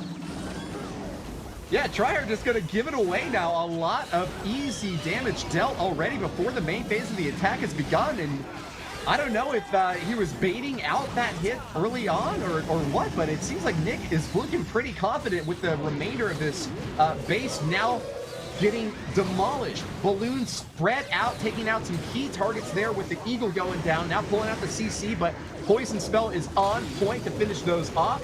Grand Warden is really well insulated back behind these balloons, and freeze spells are going off pretty rapidly to keep them safe. Stone Slammer now the last big push to try to get to the backside of this base. Still holding on to a couple of headhunters, watching that enemy Archer Queen. Needs to get them in fast, or else those balloons are going to go pop, pop down, Itsu. Yeah, that's right. The Slammer is still alive, so there's most likely a dragon in there, so maybe he has some more chance to take down the queen. But all of the lava pups, take a look, there's so many pups taking down the queen, and he has 45 seconds left at this point, and this is looking pretty good, even though I do not want to say this because yesterday it did not work out that great. But hey, I think this looks pretty promising, Nick. I'm really sorry for yesterday. But, well, the the hit rate on your predictions is still above 90%, so I wouldn't hold it against you. Yeah, that's good, and I think this one is the right prediction with calling it out at 3-star. 20 more seconds, even though the king is trying to run away a little bit longer. I don't think that this is going to be a defense. Nick has crushed it with his hero push at the bottom side, and this means SpaceStation is back in game. And, well, let's take a replay. Let's take a look yet again at this hero entry. It was incredible, and at the end, I don't know where all of those pups were coming from, but somehow they appeared and took down the queen in like just a second, and this secured Nick a really nicely planned 3-star. Plenty of time left. Good stab out at the bottom. Good use of resources. Didn't need to invest anything into healers. Instead, just putting all of his army space into the biggest Laloon parade that we might have seen so far in the tournament, and he's rewarded with that 3-star. SpaceStation Gaming still behind in the war overall, down a star to an MCES squad that hasn't slipped up yet. And I wouldn't count on Cynthia being the one to derail this perfect war effort. He's been coming in with some Ice Hound Lalo action. No healers this time around, but I'm seeing 3 skeleton spells. So what is his target here? It's right in the core on the CC.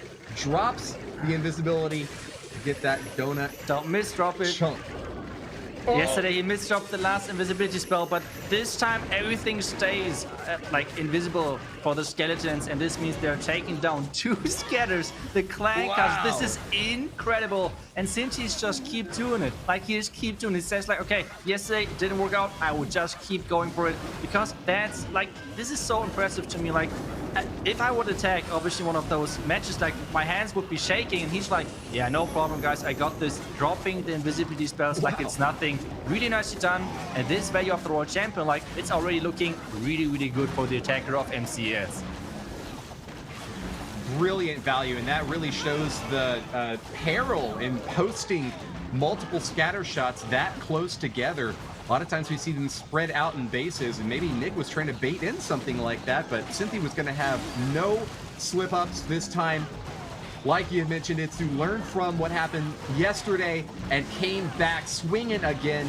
There was nothing wrong with the plan. It was just a little bit of a flaw in execution yesterday, but no flaws today. When we are in the semifinals, we mean business. Cynthia's got his heroes now on a path toward the core, getting lots of great damage on the exterior, not committing to that push by any means, and now refocus onto the left side where he's going to get the main stage of this Lalo push built up. Enemy Archer Queen's focusing in, and that's going to trigger out a couple of headhunters from Cynthia to help finish her off.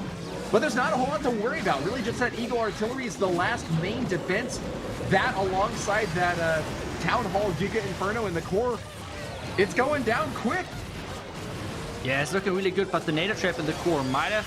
Oh no, the sneaky goblins got it, but this one bomb tower at the bottom side was messing up the pathing just a bit. But he has so many space, like it left another haze, another freeze. This base, like this base is crushed. I mean, he could have just tripled the base yet again, to be honest, with like what is left in this. Like, it is insane. This value with the Skelly Donut just in the beginning, just using those spells to take down the two key defenders of Town Hall 13 and even the clan castle itself. That was impressive. And MCES just keep going. And it seems like that the teams prepared. The teams prepared for SpaceStation. They used already those anti-2-star bases in the pre-qualifier. And at this point, it seems like MCES and all of the other teams have adapted and have tried and practiced against those bases. And we can see that so far. I mean, so far of the today, of this day, basically, I think the bases of SpaceStation are 8 out of 8 as 3 stars. And this is obviously not the statistic which you would like to see as base builder. MCES on a perfect 3-for-3 tic-tac-toe to start this war off, and SpaceStation is running as fast as they can just to stay in the same place. They'll need another 3-star to just hold on to their lives against this French squadron flying overhead and dropping the big bomb. I swear, man, if it were possible to get 4 stars, Cynthia would have gotten the 4th one with Yes. that last attack. But Marina will be the next one to move in now. Getting a little bit of a warden walk, starting off on the bottom corner here. It goes slow, and something that Marino has had trouble with is time in the past. So we'll be keeping a close eye on how quickly he can get the main stage of this P.E.K.K.A. Smash army set up. Yeah, like the idea is yet again just to blind that Town Hall. And he's starting with the funnel from the bottom right, because I think he was scared of the Tesla farm on the left, because I think that he's going to enter into the king and into the queen on the left side of your screen. Because it just makes sense, like blimp pathing wise, in combination with that warden watch. So as soon as the warden, defending warden's going down, yep, he's luring over his attacking warden, and as I said, he's going to enter into that king and queen compartment to blimp that town hall and make sure that he's not having any problem with that. Really nice ice golem, just to make sure that the enemy queen and enemy king is not taking too much, like not dealing too much damage. Now there's the jump. Now let's wait for that blimp flying across and hopefully taking down that town hall, Woody. Jump placement is great for the longer range troops in this army comp. You're going to get a lot of opportunity to snipe away a big chunk of that central area, but there's a lot of smaller sections of the base up on top, additional compartments that he's not going to have access to. Needs to power straight through those and find the perfect placement for that last jump spell that he's brought. There it is. It's going to be right into that top compartment. Blimp makes it all the way to the town hall, and even though it's been tornadoed around a little bit, it has plenty of health to finish the journey. And boom goes the dynamite, drops the payload, and that is going to be the second star claimed by Marinol. Looks like a third is just going to be a matter of time. Can he keep this thing going? Yeah, it looks so far really good. As long as the queen is staying alive, he's making her invisible just to let her like survive this Expo power on the back end. Royal Champ is coming in as well. This so far is looking pretty good. The only problem, yet again, you said it in the beginning, is time. The Royal Champion has to power through. The cleanup wizards already placed, but it's still 34 seconds, and this is not a lot of time. Royal Champion ability has to be used really soon, most likely after the air defense. Oh, no, he's too late. No, there it is, as I said, and now he has to power through one arch tower, a cannon, and a couple of mortars. Those are not too powerful, so it's all about the time. And this is 15 seconds, Woody. Lassie, the MVP pup, popping over walls, doing her best to help out that Royal Champion, but no, oh man, a Skelly Trap, another late distraction, might be the savior of the space. No. 2 seconds left. The Royal Champion throws the last spear, and it's in. Marino, by the skin of his teeth, gets that 3-star after all. SpaceStation Gaming will live to fight another day. That was so clutch. The last spear was flying and hitting that Dark Elixir storage. That was incredible. Just making sure that this time around time is not an issue. Power, wow, that power of the push was huge, and making sure that everything is staying alive. Really nicely done of Marinol. And well, I mean, It was like maybe more like 3 minutes, to be honest, not 2 minutes like 59. It was like, that was incredible close. Really nicely done. And now we have yet again MCES with Remy O. And they're sticking to their Lalo. And this time around, they're just zapping a ton of expos right there. A ton of Inferno Towers. This war is heating up to a fever pitch, Itsu. It is all about these last 2 attacks for both squads. Elimination is on the line. And not even just that, if you win this war, you are guaranteed a minimum of the silver ticket. MCES and SpaceStation know the stakes. They know what they have to do. But do they have the power to do it? Remio with the La Lune strike. It's an excellent hit into the mid, but the CC is still standing, Itsu. Yeah, the clan castle is still standing, but the clan castle troops got lured over to the left side, and that is the important thing about like this clan, like this blimp. That was one of the main objectives of that blimp, taking down or like luring over more like the clan castle.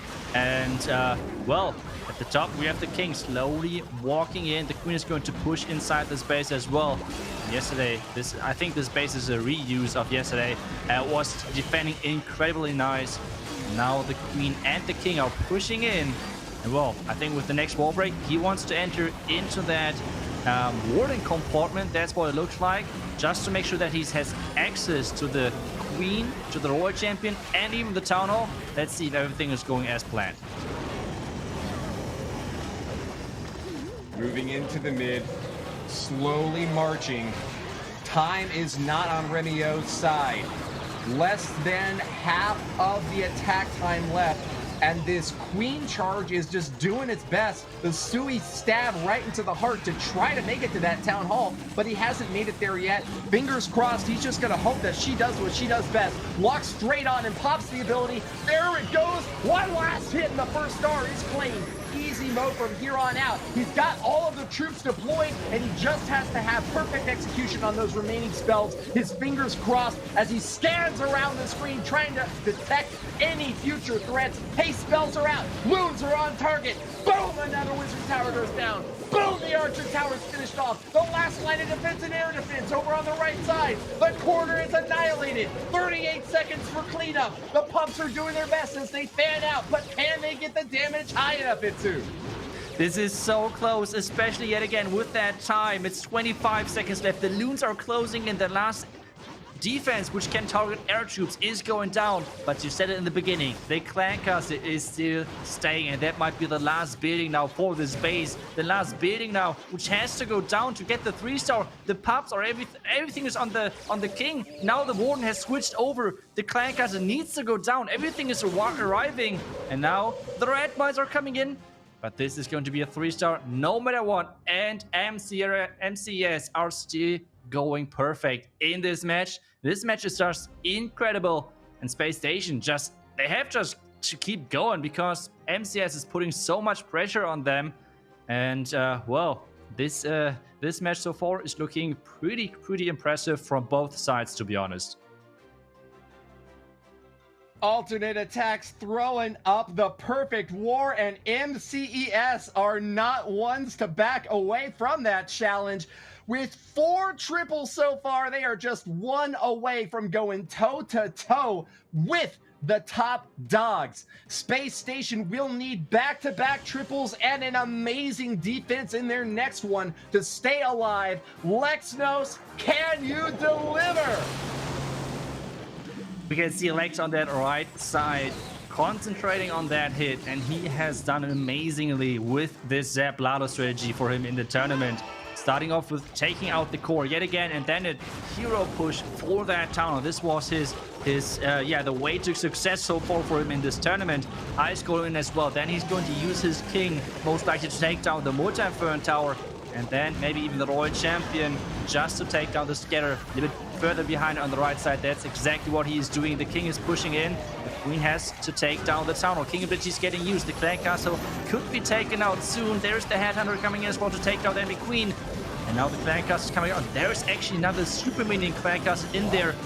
MCES they expected to get hit yet again by Dragbat because this Stand Castle is pretty nice against that. Now the Roach ability is not going off because the Headhunters have slowed them down just so much. Now the Poison, and this Slammer should be taken down by... this Scatter should be taken down by the Slammer. And now, finally, Delano is starting into that Eagle, and this support is looking pretty promising, Woody. Bit of an awkward sped on those defensive CC troops, and like this Poison might not be enough to finish off the Super Minion. I don't know, there it goes, okay. After all, it's still on track. Stone Slammer out on its own, finding any defenses it can and dropping the big bomb. Builder Hut's firing away at it, and it's about to send in the last little bit of troops to get some more oomph in there. Balloons and a dragon in the bottom corner, but take a look at the main phase of the attack in the top, ignoring a tornado trap and speeding on through with 8 spells aplenty. Lexnos passes the 73% mark and has plenty of time for the cleanup. He has got lots of troops, and this looks like a guaranteed 3-star to me. Is there anything that I'm missing? I do see a lot of buildings left down in that bottom compartment. The Teslas might be a problem after all. What do you think? As you said, there were a ton of red mines coming up and getting rid of all of those loons. And I feel like at this time, it's 1-to-1 when it comes down to jinxing, because this attack is going to be a defense, it looks like.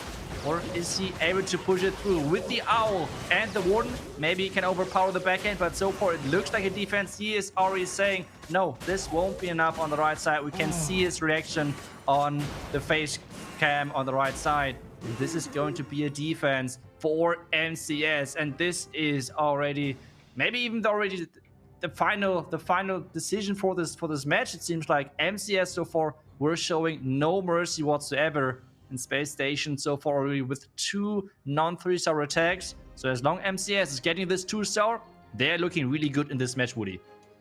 Look, I got it in my heart. I wanted to see that epic showdown go to the very end, but unfortunately for SpaceStation and Lexnos, left with another heart-wrenching 2-star in the 90s of percentage. Just so close to the finish line, and yet so far. Horseshoes and hand grenades, Itsu, you can come close, but close ain't good enough when the 3 stars are being laid down endlessly back to back by the French. And here we go, the Grand Marshal himself, Arium, ready to lead the victorious charge across this battlefield.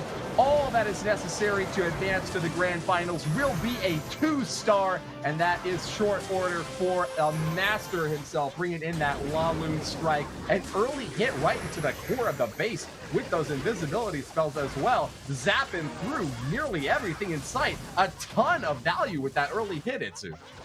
Wow, I don't want to jinx it this early, but to be honest, where's the base? I mean, the tunnel is down. I think he looted most of the clan cast out as well. The Eagle, Inferno Tower, Scatter Shot.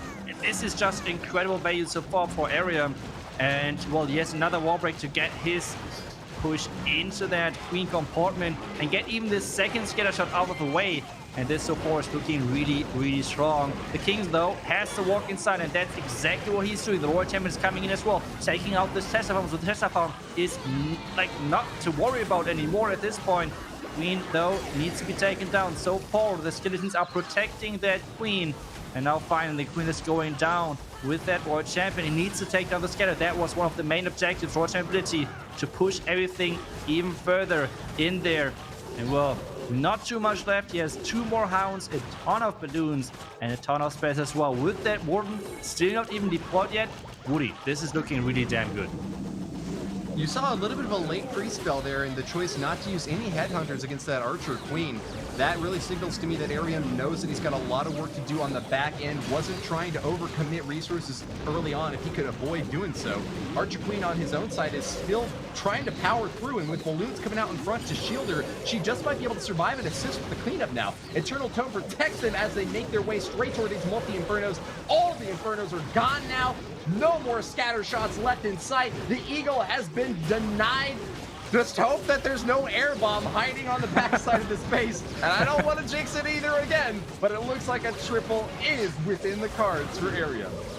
Yeah, I feel like this is the second complete overkill already for MCES, where this army composition could have just tripled the next phase as well. The Royal Champion is trying her best, like, hey guys, I'm still here, I'm trying to help, but this is not going to be enough. The swag at the end, and this is the second perfect war for the teams against SpaceStation back to back, and yeah, they did amazing with their legend-style bases in the pre-qualifier, but it seems like that all of those teams in here prepared against this style of base building. And, well, they're showcasing this now perfectly. And I think with this decision already set, we have an amazing final with MCES and Alternate. MCES and Alternate, but there's one attack left of SpaceStation. And that one is going to come up in just a couple of seconds, Woody. Here it comes, the main story from this semis match. Certainly the perfect war from MCES, sending a message to their future foes. The reigning world champs ATN.aTTaX will be going up against vice world champions MCES in a few short moments, but let's not give short shrift to the final attacker now for SpaceStation Gaming, a team that put up 10 stars in their first 4 strikes. Very good by any objective measure, but just not enough to keep pace with the French squad. Can Goreticus get us another triple so that they can march out and excited for the next opportunity? That'll put them up to 13 total, potentially, with this La Lune strike, Itsu. Yeah, this is looking really promising, the entry. Having great access and great value already. Now the connection wall break to get into the scattershot compartment. There it goes. Then we have the king and the queen pushing slowly, and the golem is still tanking. Like those golems are just so tanky, especially if there are no expos around. And well, the golem is just keep going, and the queen now is getting targeted by the expo, unfortunately. Now the Royal Champ is pushing everything even deeper inside the base. There's yet another super mini clan cast, and I feel like MCES said, okay, SpaceStation is doing a lot of drag bet, so we're going to run those super mini clan cards, and that's the only reason why they're good. Like against most of the other strategies, this clan card is not that strong anymore, but against dragons, it's a really good choice. And well, let's see if this Lado is going to work. He has nothing to lose anymore. The sweeper is pointing into the tower direction, so he can get started with the Lado from the right side and can say, hey, if there's going to be a 1-star, whatever, if it's going to be crushing 3-star, let's go and let's collect some momentum for the next qualifier. And the Lado so far, the entry is looking really good. It does look good. He's popped one of the towns already, though, and he might be losing a bit of tanking out in front. That's going to require perfect usage of these free spells, and the balloons are getting in there awfully slow. Last Haste is still in his rotation to be used, but he's got an easy hit over there on the Town Hall, and I say 3 stars is certainly still within his grasp. Tornado Trap at the worst possible moment grabs all the loons and sends them twirling toward their death.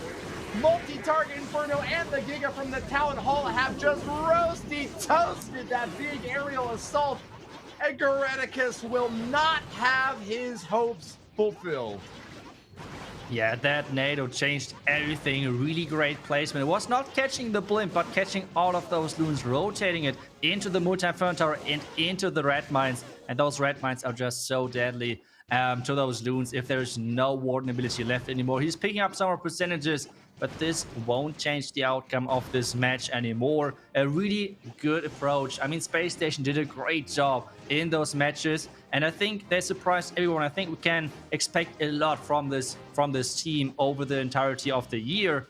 And at the end, there's going to be 80, I guess a 90% maybe, something like that. 2-star for Goreticus for the final attack in their qualifier run for the first qualifier.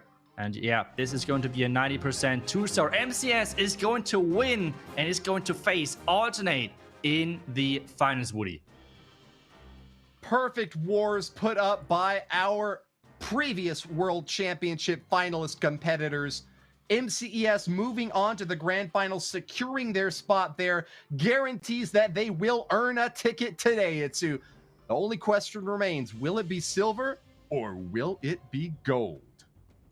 Yeah, we could now compare which perfect wall was faster, kind of like to see which team has more momentum. But I guess both teams are really happy with their performance so far. And as we said, I feel like the biggest chance a team has against Alternate is this creativity of MCS. So I'm really looking forward to that. But this last match was already incredible as well. So let's invite Judo over here, because I think he has for sure a really nice attack selected to showcase to us. Thank you, Itsu. Yes, what an incredible matchup it was. And you hit the nail on the head with the creativity. I did want to break down Synthe's attack, give justice for the recovery of yesterday when he did the exact same thing, but also just to explain to you at home exactly what this Skelly Donut method is. So if we take a little bit of a look at it, it is basically using the skeleton spells in the inside of the base, but alongside invisibility spells. Now, it is super risky because you need the placement correct to not turn the clan castle invisible,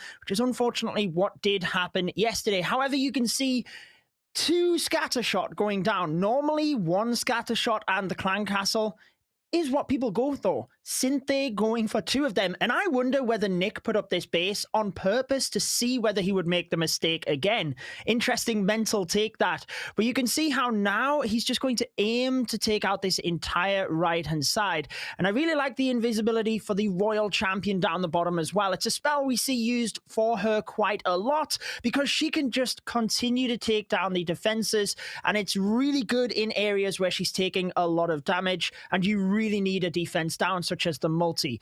Now you can see the pathing that's already being created, and what I feel is beautiful here is just the synchronization of the heroes being deployed nicely. He's also got a little bit of a funnel which was taken out via Ebola and Wizard to the other side, and this just sends his heroes into the inside of the base, delaying the deployment of the king and queen until after the royal champion had finished. So let's fast forward through just a little bit because Synthe had a lot to concentrate on here. Once he knew his heroes were in the center, I really like the Lalo coming in from each angle and the battle blimp moving through the center of the base as well in order to take down that town hall and just give a little bit more security to this attack as the Lalo moves in from even the north of the base as well. Synthe really made this easy to pick because this base was taken down with such incredible creativity. And even though 1 multi-target Inferno was still left standing in the center,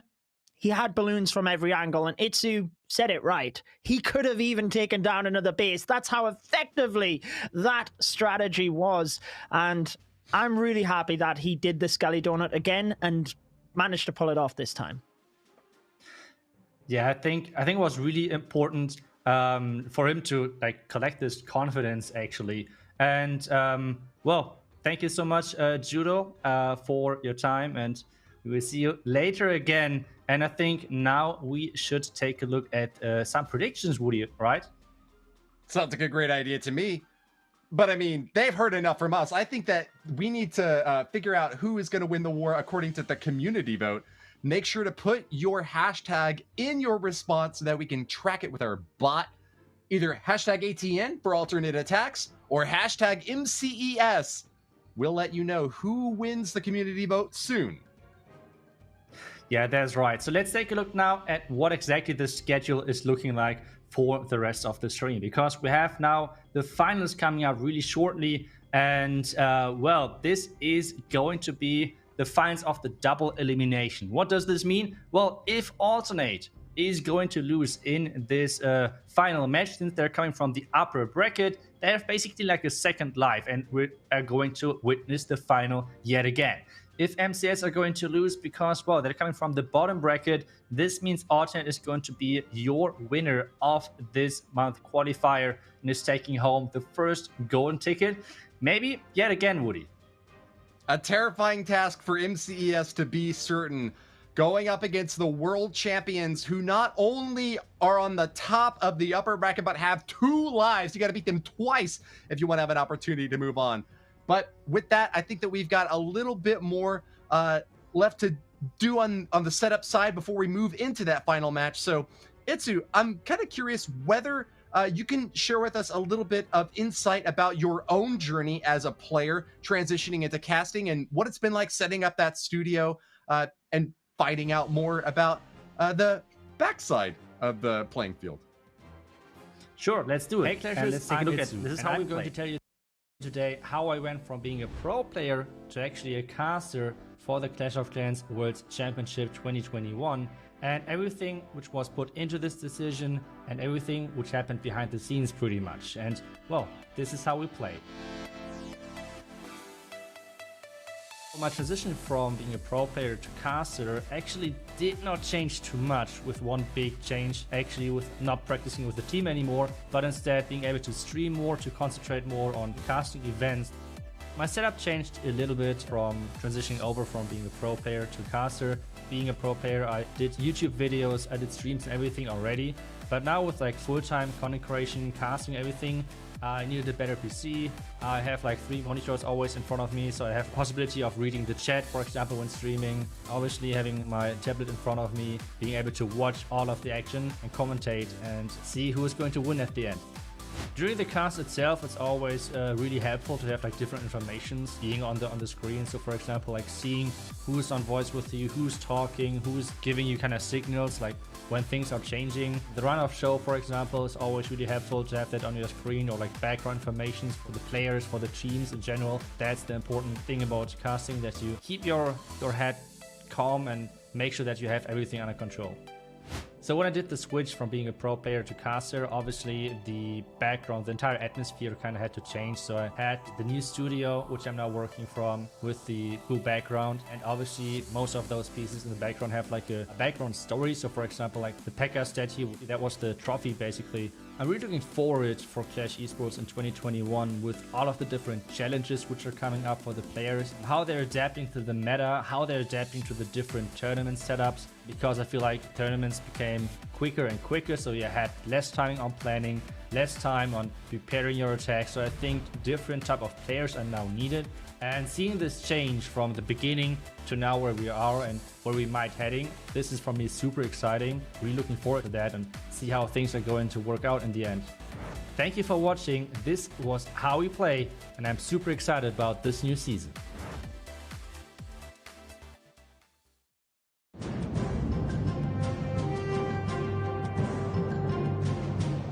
Hey Clashers, I'm Itsu, and I'm going to show you today how you can exactly use those new builder huts. Like, they're not easy to use, and yes, obviously they are fighting back, but we want to talk about the healing. This healing is actually pretty cool, and you can use that in a really strategic way on defense. First off, you want to place those builder huts around high HP buildings. For example, the Eagle. For example, Scattershot or X-Bows. For example, the Town Hall. That are like key things which you want to protect with your builder huts. And why exactly? Well, those high HP buildings are most likely not getting bursted down by some damage. So first off, this blimp. I would just send this blimp into the Eagle, and I would just open up just to make sure that we can take that Eagle down. So Eagle is about to go down. Hopefully, maybe with those builders, it's not that easy. Those builders are actually keeping that Eagle alive. Just take a look at that.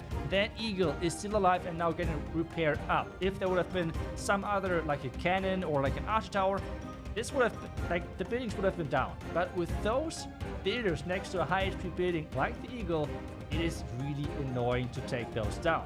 But there's a small trick. The easy way on countering this is pretty simple, to be honest. Just distract the builders, because they can only heal one target at a time. Place the healers so my queen is not dying, and then as soon as they're on the gold storage, we are just sending in that blimp, because at this point there can't be too many builders anymore on that, like on the other buildings. So just trying to distract the builders so they're busy with something else, and that's exactly what we did. And with this trick, this Eagle is going down without even investing a rage or something else. And those techniques are really important in base building and attacking Clash of Clans on Town Hall 14, and you should always remember them. So thank you for watching, and I hope you learned something new about the builder huts and how they work on Town Hall 14.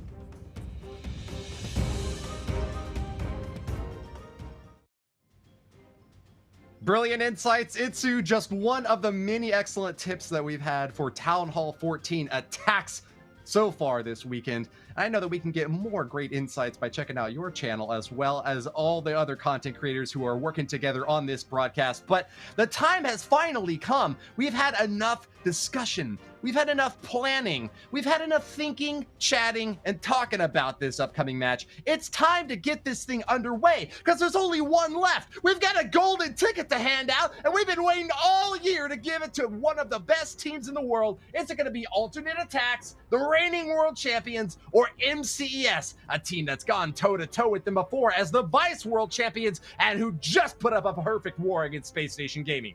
Itsu, what are your thoughts? That is a really good question and a tough question at all. Like, after this last match, I want to say that it's still way closer than I thought, but I still go with Alternate just because they were so dominant over the entirety of the pre-qualifier. And I think it's just so scary if Alternate can prepare for you, like get you to attack a base like they want. We had a couple of bases from them where like everyone attacked the same, and they just baited this entry. And this is just like the Alternate special, like with their base builders and everything. So I think just the base building on their own, they're already just way too far ahead of MCS. But I think maybe it's after the last match, maybe it's a little bit closer. Not sure. What do you think? I think MCES's base building is almost as good as ATN.aTTaX.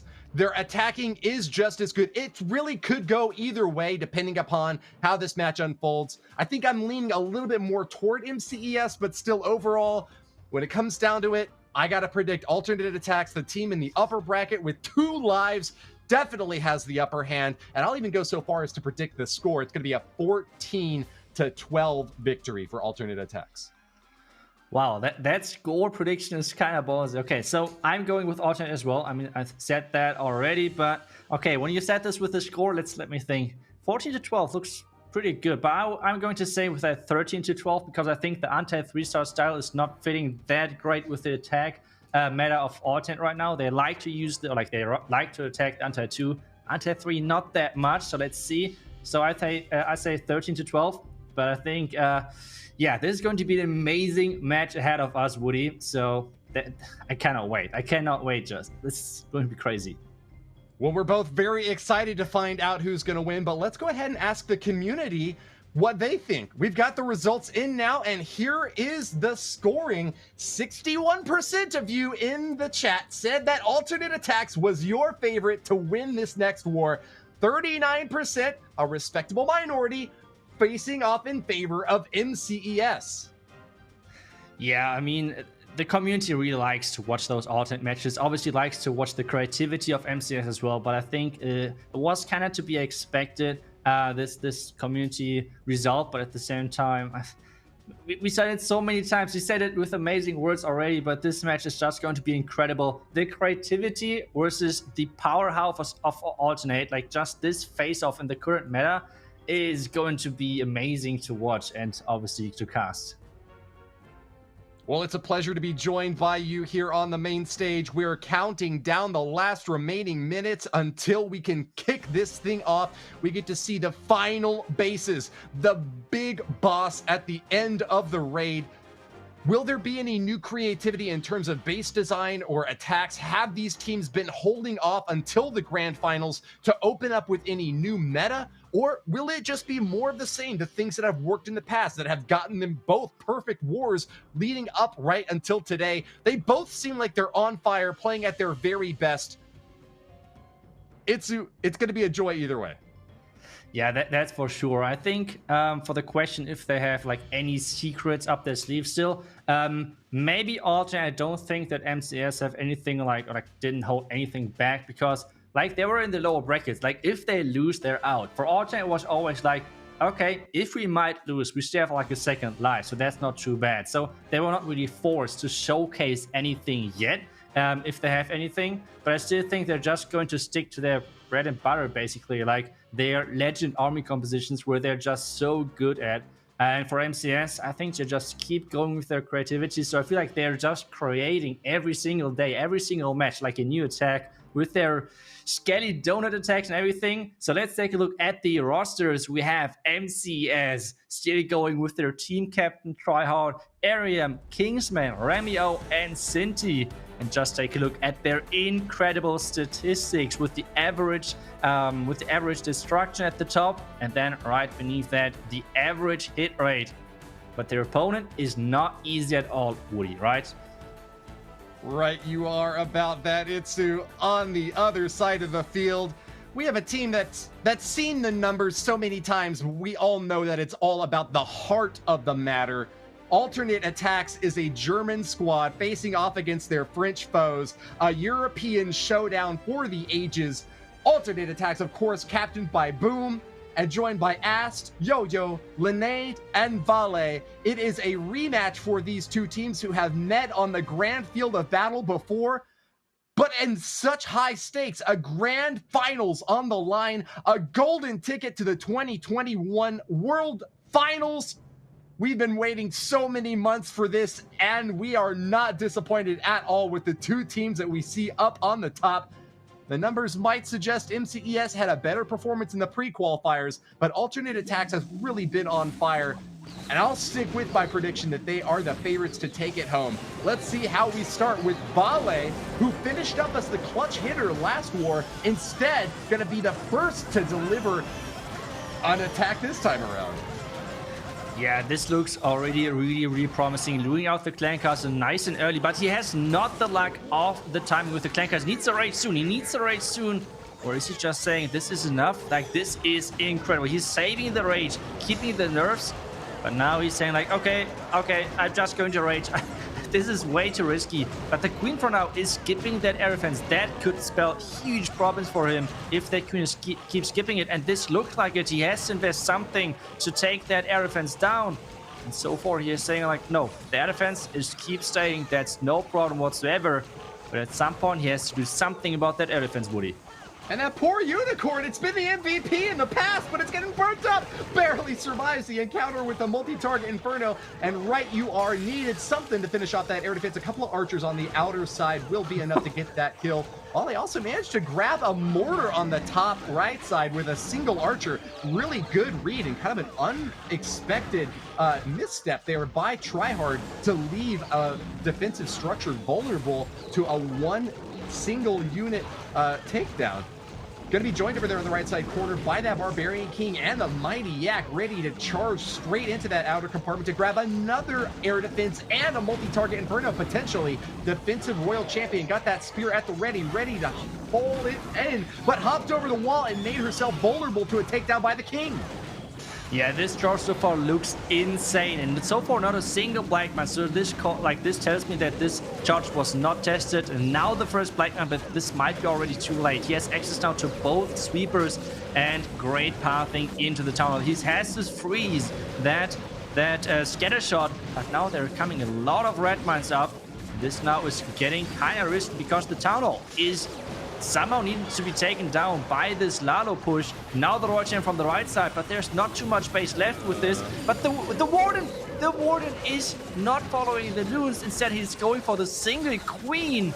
And this might be the difference maker right there. The NATO trap now is rotating everything out of the poison.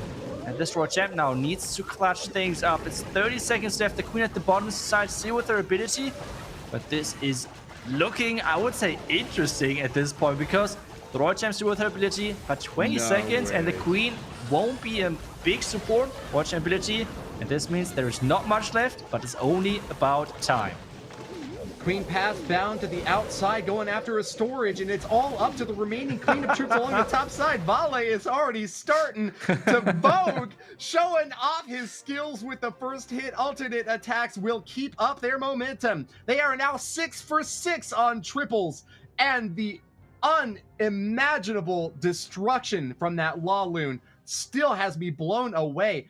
Tornado Trap spun around those loons at the last moment there, but it was still enough left with the heroes to get the cleanup finished off with just 6 seconds left. It wasn't a dominant showing, but it was enough to get the 3-star after all. Congrats to Vale on what could be the last war of today. Yeah, you're right. If they keep going with what they're doing right now, it might be the last match of the day. But MCES did amazing so far as well, and Linnate is just keep running this vase. He used this already yesterday. He used this already versus SpaceStation, and everyone should get ready that people are start copying this base a ton, because this so far is looking like a pretty promising base. Now the Blizzard on top of that scatter shot, taking down the multi-inferno tower, taking down the scatter shot already, and now the enemy queen. This Blizzard is looking really good and taking down everything. And the additional thing as well, luring out the clan castle, and this is giving so much power to those heroes. And this, well, is looking like a really, really promising opener, Woody. Great start from Arium. MCES has chosen to do the same as ATN.aTTaX, sending in their clutch hitter from their last war as the first striker for this grand finals showing, not looking to give up any pace at all, trying to go toe-to-toe and keep those 3 stars high and on the board. We are already now starting with our heroes on the bottom right corner. They are now protected out in front with ice golems to insulate this blow. No healers, so it's just going to be a matter of how far they can go before the main attack gets underway. 2 lava hounds to push out for this Laloon strike. 4 free spells, big spell investment still in the queue for Arium to drop on the last side. Question in my mind right now is just how far can this queen get? She's almost guaranteed to get the town hall down, but will she be able to target onto a scatter shot? That's the big question for me. Yeah, but the tunnel is the big target. Using the Royal Champion, using the visibility spell onto the Royal Champion to keep her alive. And now it's going for that scatter. That is incredible value right there. The scatter shot though needs to go down. The poison of that town hall is ticking and is slowing down that Royal Champion. But the Hound is tanking. That is no problem whatsoever. The haste spell is getting used to get everything inside. But now those red mines are coming up. And this might force an early warden ability. So far, no warden ability is used. Now the warden ability, as he's approaching the multi-inferno tower, the double wizard tower, more loons are coming in from the left side, pushing everything deeper inside the space. And there's not much left. I think Arium did it. I think he did and completely crushed the space of Linnate, which so far has done so amazingly in this tournament. And this was just a crushing 3-star. Yet again, like, this overkill is insane from MCES, and they're showing, hey, your bases alternate is no problem whatsoever for us, and we'll just keep crushing them. Just come at us with those anti-2. We have learned on how to beat them, and I think MCES just had a huge boot camp over this last week and training against those anti-2, because this is not only countering alternate, but as well SpaceStation. So far, Woody, it has paid off. Glorious! Cue the hallelujah chorus, because Arium has tossed out the holy hand grenade, a triple for MCES, and in less time than ATN.aTTaX put up. Technically means that they're slightly in the lead now as we go into the next round of attacks. That Blizzard Lalo certainly not disappointing at all, and great props for that early strike using the super wizards and that invisibility spell. The Blizzard strike might be fearsome for the snow that it drops, but it's that lightning from their hands that really gives it the sting. Boom will be the next to move in, and he has learned a thing or two about that Blizzard hit. Happy to deliver another blow of his own as the Wizards get that pull of the CC. Lava Hound popping out and a few more troops alongside it. Doesn't finish off that expo on the bottom, and those builders, unfortunately for Boom, are going to be able to repair it back up. Yeah, I think the important part yet again was luring out that clan castle. This is just so important. Having the queen inside the base, basically locked onto that Hound, is just so annoying to deal with, and he is doing an amazing job, the same as just Arium. Now it's all about his hero push. Can he make sure that everything is going as planned? He's going to push into that scatter, into that expo compartment. That's exactly where the Warbreaker is going, and then the multi-inferno tower on the left side is most likely planned with that Royal Champion. No, the Royal Champion is going for the other scatter shot on the other side, so a complete different approach than what I thought. And this is looking really interesting, especially with the invisibility spell. Redirecting those skeletons to make sure they're going for the king and not for that Royal Champion is a huge move. And now the Royal Champion ability to take down the core. But this Inferno Tower has not gone down yet. Unlike the last attack we saw, this has actually been a front-loaded spell usage by Boom. Only has 4 small ones left to use for the rest of the cleanup, and has got a long way left to go. Really needs the Archer Queen to finish off that air defense and the multi-target Inferno in the bottom compartment there, and only has a Unicorn Nut to help her out. Forces out that last ability. The final engagement with the Indie World Champion. Multi-target goes down, but she passed to the top. Can she get that air defense out? That could be the death knell for this hit, forcing out Boom to drop even more troops along the bottom side now. Air defense firing at the balloons instead of that Lava Hound. A bit of a dicey play here, but he does manage to get that last compartment finished off. Finally, he's done it. Cleanup should be easy now with just about a minute left. Yeah, I think that was actually a really good thing for him that the air defense was not going down, because it dragged over the Hounds, triggered a ton of traps on their way, and now there are just so many lava pups. I don't think that this is going to be a time fail at this point. Really nicely done, and we are seeing back-to-back 3-stars with this Blizzard technique, which is just so powerful if you can make sure that you're luring out the clan castle nice and early. And Boom just showcased that to perfection. And now it's yet again another 3-star on the board, and we are seeing the difference right now. In between of the ranking of the teams, I would say a lot of teams struggled over the pre-qualifier, over the qualifier with like I would say a decent hit rate with like an average of like maybe 12 stars or something. But those two teams of MCES and Alternate showing their dominance in this qualifier right now. On average, incredible hit rates, and their attacks are getting faster and faster, it seems like. Perfect starts for both squads, and Boom won't let up the pressure. Blizzard Lalo, a favorite strat in the mid game here, but Tryhard's going to be going back down to the ground with Super Witches, a strat first seen on the main stage in the Clash of Clans World Championship last year. Gaining momentum now. It only takes 4 of them to go the distance, but the big problem that they often run into is time toward the end. An even bigger factor when you've got those builder huts to take care of and a big base to path around. This does seem to be kind of an ideal situation for Super Witches, though, Itsu. Not having to deal with quite as many walls and having to jump spell just to get into the core when he needs to, and then hop back out. I think he's got great base identification. Yeah, and I think actually this is a base which they're rerunning. I think they used this already versus Vatang, and the base got 3-star, I believe, from Vatang, or at least the base was really similar. So let's see if he can make this work. The Super Witches are now in as well. This is turning into a Queen or Super Witch. That's something which you're not seeing too often. So far, he's doing an amazing job of triggering those traps with his coconut loons. And this Queen now is using her ability because the healers are following that Warden. And this is not good at all for him. And now the triple clan castle is coming out and delaying this Queen even further. So let's see if he can somehow get this back. But this Queen is going to be, frozen up for quite some time, Woody. Siege Barracks down, another somewhat unfamiliar sight for this year. We saw a lot of it last year, but have kind of waited until this really open base design has come in to see more of it.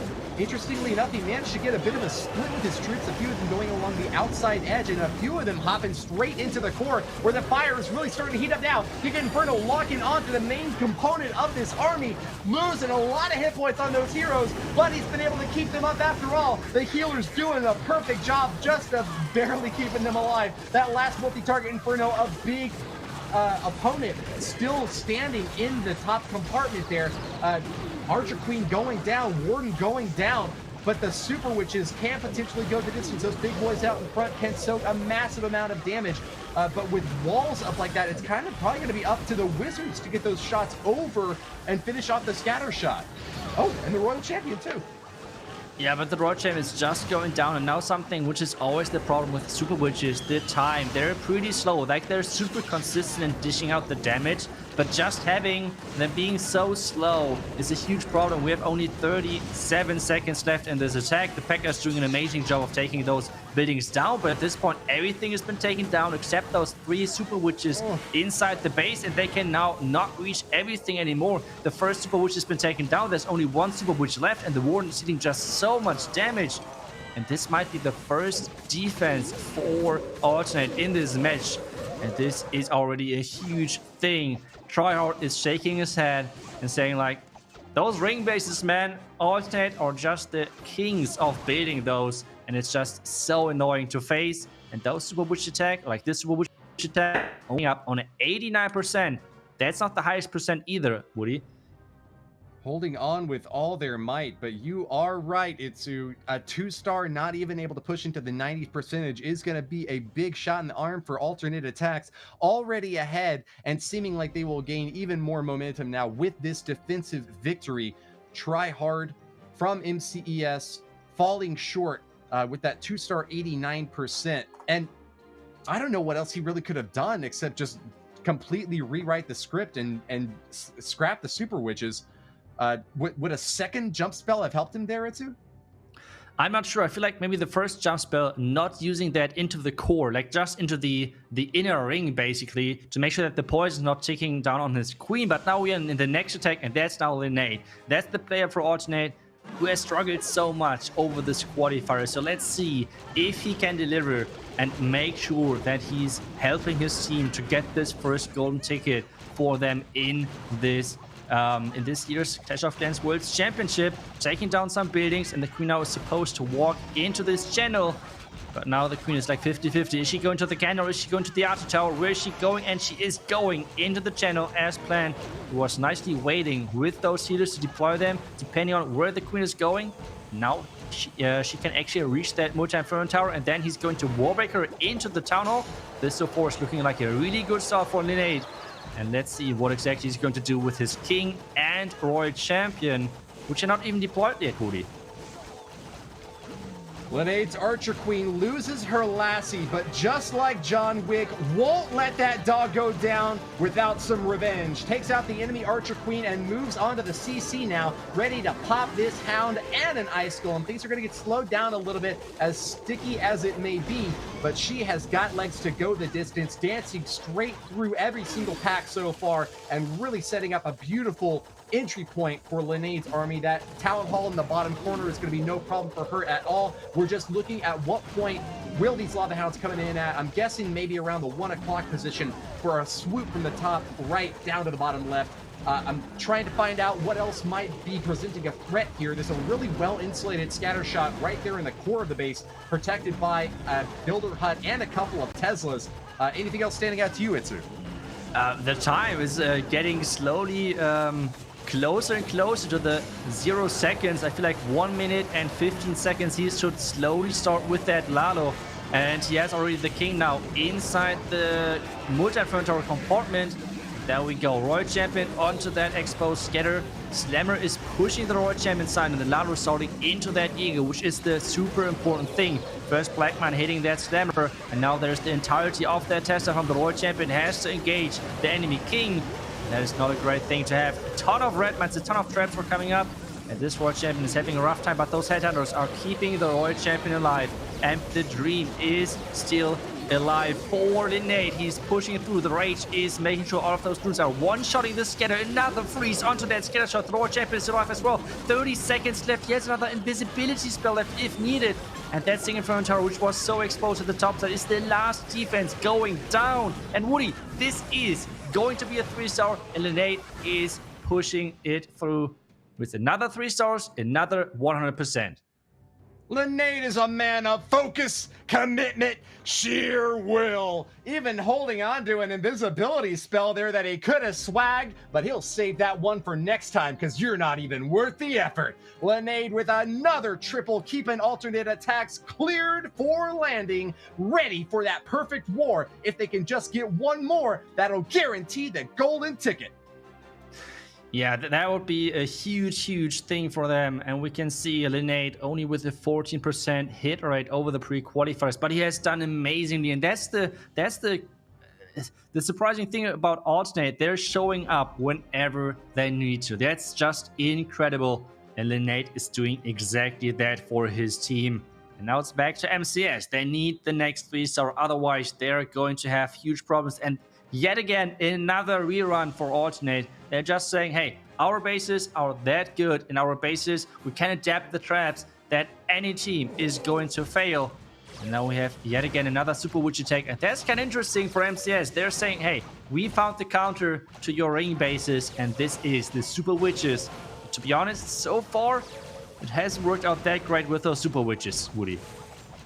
Yeah, I mean, if they think they found the counter, they're gonna need to look a little bit harder, if you ask me. Pulling off a 2-star 89% and then doubling down on this strat is a really aggressive play from Kingsmen, moving in with this witchy woman strat. Not just the super witches, but 2 regular witches as well, adding on. He's gonna go a long way with this Warden Walk, but Warden Walk, a really slow stage 1 strike leading into super witches, a really slow stage 2 hit against a really spread out base. This just spells time fail to me.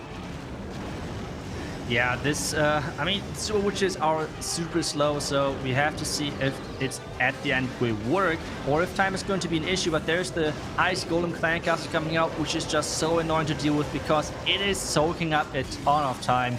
The Tesla form is messing up the pathing at the moment, but the King with this ability is actually providing great pathing and pushing everything back inside. The nade already is getting triggered as well. And now there are Valkyries inside this clan castle, making sure that a skeleton around that tunnel is been taken down.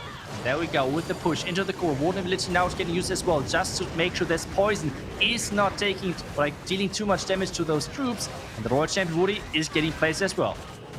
Builders running around like chickens with their heads cut off, trying to repair something, anything, but maximum firepower. And this enraged up with all the super witches that he can muster. Kingsman has done it in the center, finding his way toward every single defense and knocking them all down. Eagle artillery, not a big concern for an army that has such big, beefy units on the back end. Still, time is an issue, though, with less than a minute remaining. He still has 23% of the base left to finish off. A King Leoric, the Skeleton Lord, charging into battle now to try to slow things down even further. But abilities being used left and right. Still a Headhunter left to deploy. Kingsman has got plenty of damage left to apply on here. And I think that the chances of a 3-star are getting better and better, even as time ticks away, Itsu. Yes, 30 seconds left. The top left, top right witch is still beating on that wall, but one witch was smart enough to run around and help now the rest of this army. The big boys are triggering some spring trap, but that is not important. But the time is ticking non-stop. What's happening? And this is a huge problem now, yet again, for Kingsman. I feel like this is another time fail. It is super witches. It is, well, it is time failing non-stop. And I don't think that this is going to be enough. And this means this is another defense for alternate. This is just incredible. The power would have been enough. The last defense was going down, but time was not on his side. And we can see it yet again. The push to the core was beautiful. But now take a look at everything running into their poison. The healers are getting soaked into their poison. And now just take a look at how quick those healers are going to die. It is incredible how powerful this poison is. Like, they're losing HP like non-stop. And this was the end of the story for Kingsmen. And this means the second defense, alternate. 1 or 2 more 3-stars, and they have done it. They have won the first golden ticket for the Clash World Championship 2021. And now we're going to see the next attack. And let's see who is actually going to be the next attacker for alternate. And, well, He'll be coming in soon. Look, Kingsman had a beautiful setup. That's about as good as it gets for Super Witches. But you can't call it a jinx when in the first 20 seconds of the attack, I called it a time fail. So, look, that's just how the cookie crumbles in the end. It was a beautiful setup, but just ran out of time to get the finishing blow done. But let's move on now, because we've got Yo-Yo23 ready to show us what he's got, trying to keep this perfect war on path to victory, blowing up like a rock star in the bottom right there, going as loud and proud as he can. Big hits along the outer edge, but what is he really accomplishing with this? Still that multi-target Inferno firing away, but not going to get a whole lot of value against a Royal Champion with a sole single purpose to crack through that compartment. Big hits from the heroes, but I'm really looking forward to what comes next from the La Lune. It's just a Sui strike early on here, Itsu. Yeah, but that was baited so perfectly. Yo-Yo was running into this bait, and the Tesla farm was popping up. No chance to take this down, so he invested already a ton of resources into taking that down. But so far, it did not work out. Well, this means that Yo-Yo is having a rough time to take all of this down. He's trying to sort into that scatter. He's trying to target. He's trying to find the spot where he's targeting that scatter to get the slammer onto that scatter shot. But so far, it is just not working out for him, Woody. Another slow follow-up here, just crossing his fingers. This is really showing the importance to me of why you need a plan A, B, C, and D. Just every single little thing that could potentially go wrong, you want to have an idea of how you're going to adapt. That is the sort of skill that gets you to the top and keeps you there. Yo-Yo 23 sending in that Stone Slammer, I think trying to target onto that air sweeper, but it's pushing them back and really going to cause a bit of a problem here. Getting another free spell out to shut down that scatter shot just so that he can ensure that the balloons get right on target. They do get the drop and will continue their path onward. Balloons on top get that Eternal Tome as well. The Grand Ward doing his best to protect, but this is a really deeply spread out base, and he needs to get those balloons to finish out that topside air defense. It does go down. Does he have enough time for the cleanup crew? Yeah, it's 50 more seconds. The core scatter is going down, even though everything went around that scatter. The dragon is finishing things off. The headhunter is clearing out the last important hero. Maybe Yo-Yo has done it with the last haste. Still not even deployed just yet, but now the warden actually going down. That might be some huge problems. All of the HP missing on those loons is incredible. Now all of those pups, all of those minis are grouping up and trying to go for the last push. Is the air defense going down? The air defense is going down. It does! Only one archer tower left, and this is looking like a crushed base. If time is enough for Yo-Yo, and this means Archer would still go for the perfect. And at this point, as long as they're not slipping up with a 1-star, it is already the win, Woody. The destruction of that air defense at the end made all the difference. Just a few balloons separating Yo-Yo 23 from victory and a 2-star shutdown. Nonetheless, it's all celebration and high fives for the alternate attack squad, launching in another massive artillery strike against the MCES crew, pulverizing a 4th base. Itsu, this squad is now 9 for 9 on triples in a Clash of Clans World Championship. Has there ever been such a dominant showing? It is just incredible how consistent, how OP they are. And we can see yet again the post stats. It was actually super close with 2 minutes and 59 seconds. But hey, at the end of the day, Yo-Yo is getting it done with his incredible Suilado skills, even though he was running into a bait overall. But he cannot be stopped. And now we have Remio yet again trying to attack on this base, which already defended so nicely against SpaceStation. I feel like Orton at this point, they're slowly running out of bases, so saying, well, our bases so far have defended amazingly. And this is exactly the approach they're choosing. And well, so far it has paid off. Another ward walk, and this time around it is a creative attack with some bats for the back end. That's like Remio's special ability, I would say. Using those bats, he's just the master of the bat spell. And now let's see if this one walk is getting enough value, Woody. The only path to victory here for MCES that would just keep them alive and force a bracket reset is a back-to-back triple and a defensive win that keeps alternate attacks' overall percentage lower than MCES's. Not a likely story when MCES is having to work so hard just to stay in the fight. But we'll give Remio his due, a brilliant attacker who is going straight into the core of the space with a perfectly placed jump spell to get against a multitude of high-value targets. Fire in from the Infernos, though, is starting to heat up on a huge wave of forces. Every single spell at his disposal getting deployed now, just holding on to those bats for the back end. But he's done it. He's got the Town Hall down, and the 50% is the 2nd star as well. But multi-target Infernos have just been on this entire time, Itsu. Yeah, but the Pekka Smash just slowly died out in the core. Now he has to take down multi-Inferno Tower twice to make sure those bats have any chance. And so far, it's not looking like it. He's freezing up the double expo, and this means he's actually taking it down. Now the bats onto the scatter. There is no chance for the scatter to defend itself when those bats are on top of him or it. And now we have the Wizard Tower on the back end. That's the only thing which has a chance to stop this attack. 2 freezes. No, the Roar Champion got it. The top Wizard Tower, there's one Wizard Tower left, freezing it up, and now it's all about those bats flying in and taking the base down, Woody. Great timing on those freezes so far. A few bats will pass directly toward the Wizard Tower, but can they get the rest of them on there? You gotta get them right now! No time to waste, Remio! Bats Bets are down, and with it, all hopes of the 3-star MCES are all but finished against an alternate attack squad that has not shown a single sign of weakness yet today. Nor should we expect them to all year. The Grand Finals champions from last year, having picked up their qualification in month number 1, seem poised to do so yet again. 2021 continues the reign of supremacy. Pax Americana, it's Pax Ataxicana now. This squad is indomitable. Their defenses, their offenses, all in tip-top shape, and Remio is sent home packing.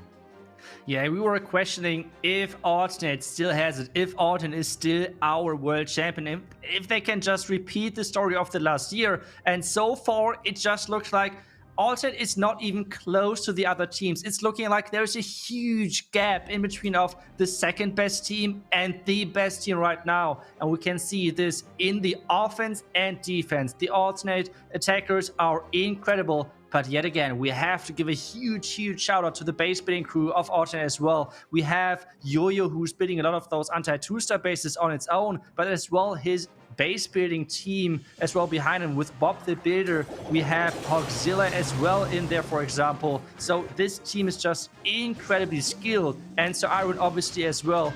And this is showcasing so far perfectly in this tournament. Now it's us. He is still perfect over the entirety of the pre-qualifier and the qualifier.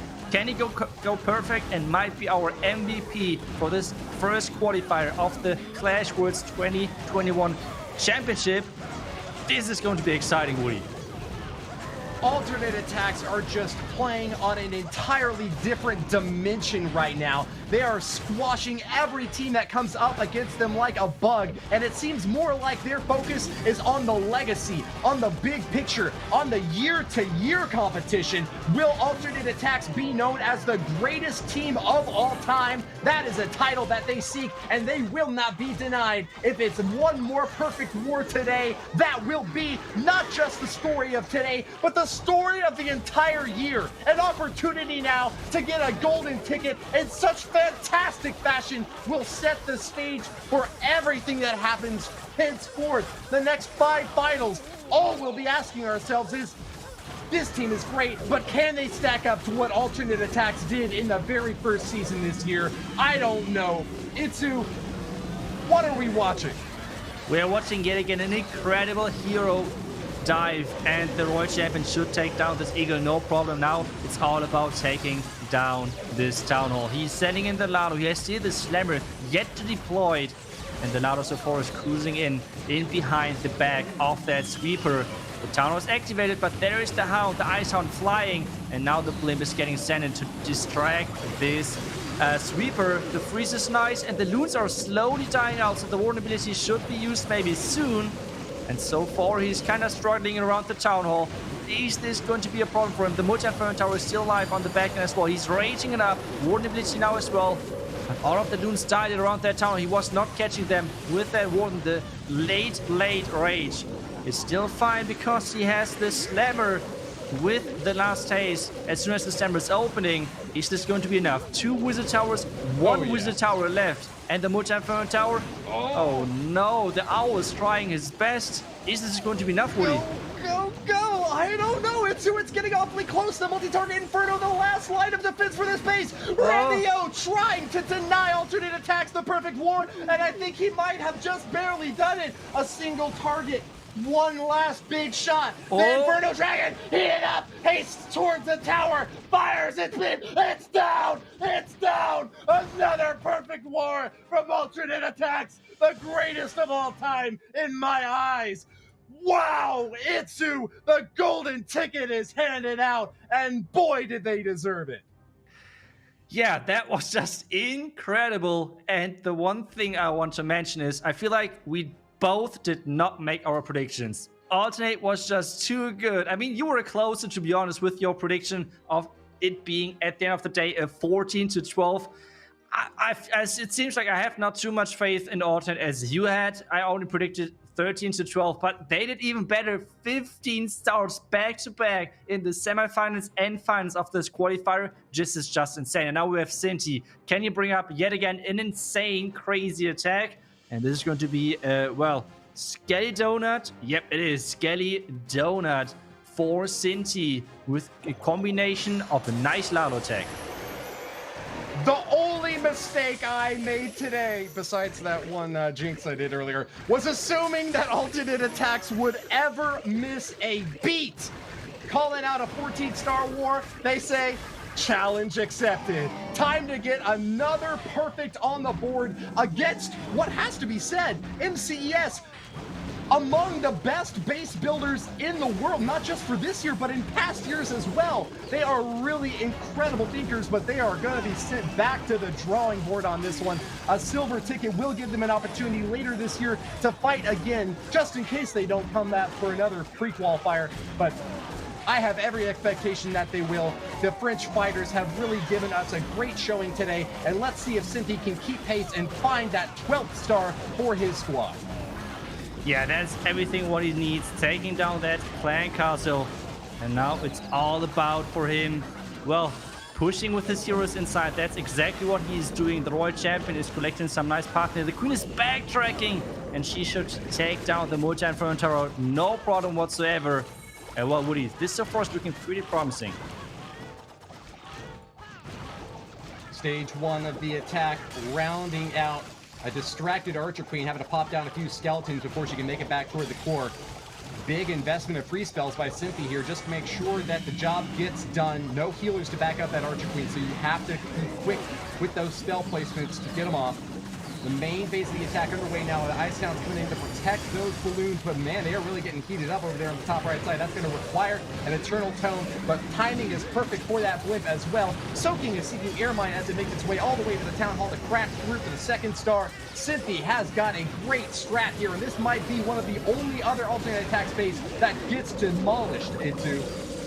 Yeah, this base is trying to defend, especially now with the NATO and the traps. The back-end haze is trying to save the attack. The Warden somehow ended up with the sneaky goblins on the top right. I feel like sneaky goblins are apparently more important than loons. I don't know what exactly is going on. Top 10 anime betrayals of 2021 with Grand Warden pathing toward the sneaky goblins. Yeah. It seems kind of unfortunate, but hey, maybe the Warden and the Owl can actually finish off this base with the last remaining pups, because, well, he betrayed the goons, and now they're flying across. They should take down this last Archer Tower, and this means they at least finish on 12 stars. I feel like that's something which we both got right for MCS. So at the end, 2 3-stars for them out of their 5 attacks against the insane bases of Alternate. And well, congrats on this golden ticket, Woody, right? Boom! There it is, printed off, signed, sealed, and delivered.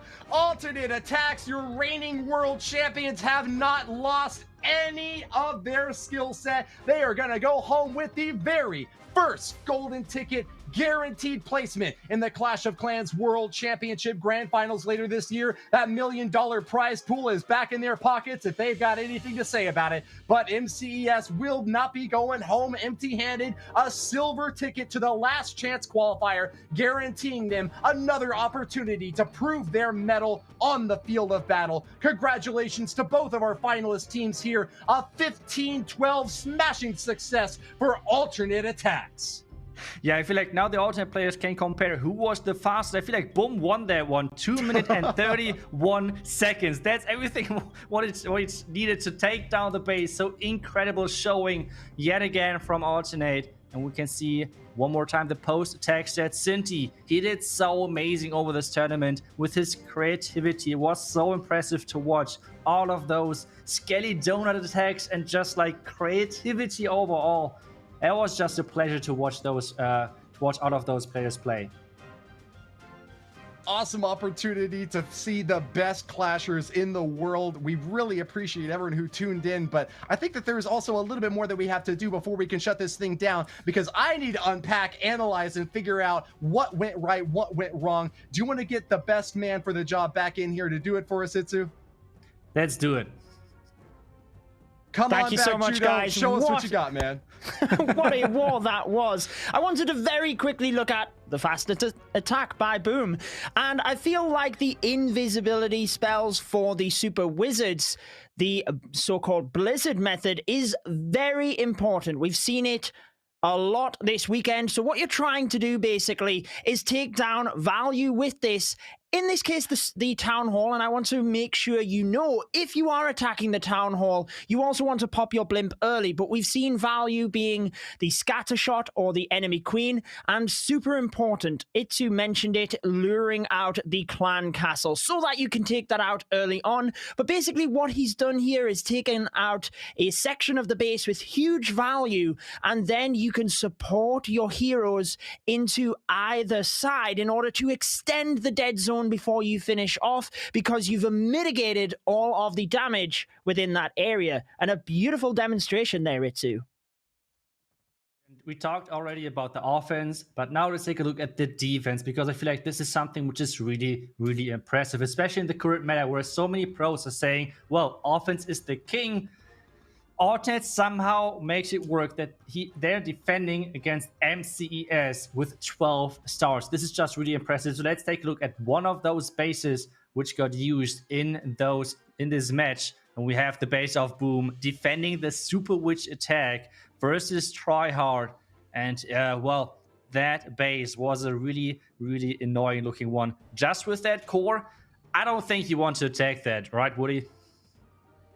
No, not at all. And you'll see in the damage assessment here now what happens when you try to go up against it. Those super witches have done well in the past, but it is a tricky setup. And, you know, like we said earlier, more oftentimes they wind up finding failure because of a time issue here. They actually couldn't make it to the end this time around yet again due to time. So hats off to Tryhard for a good attempt, but that base was so tough to crack. I haven't checked the numbers yet, but I want to say that alternate attacks was once again not just on the top in offense, but in defense as well. A factor that wins wars, always has, and if they'll have anything to say about it, always will.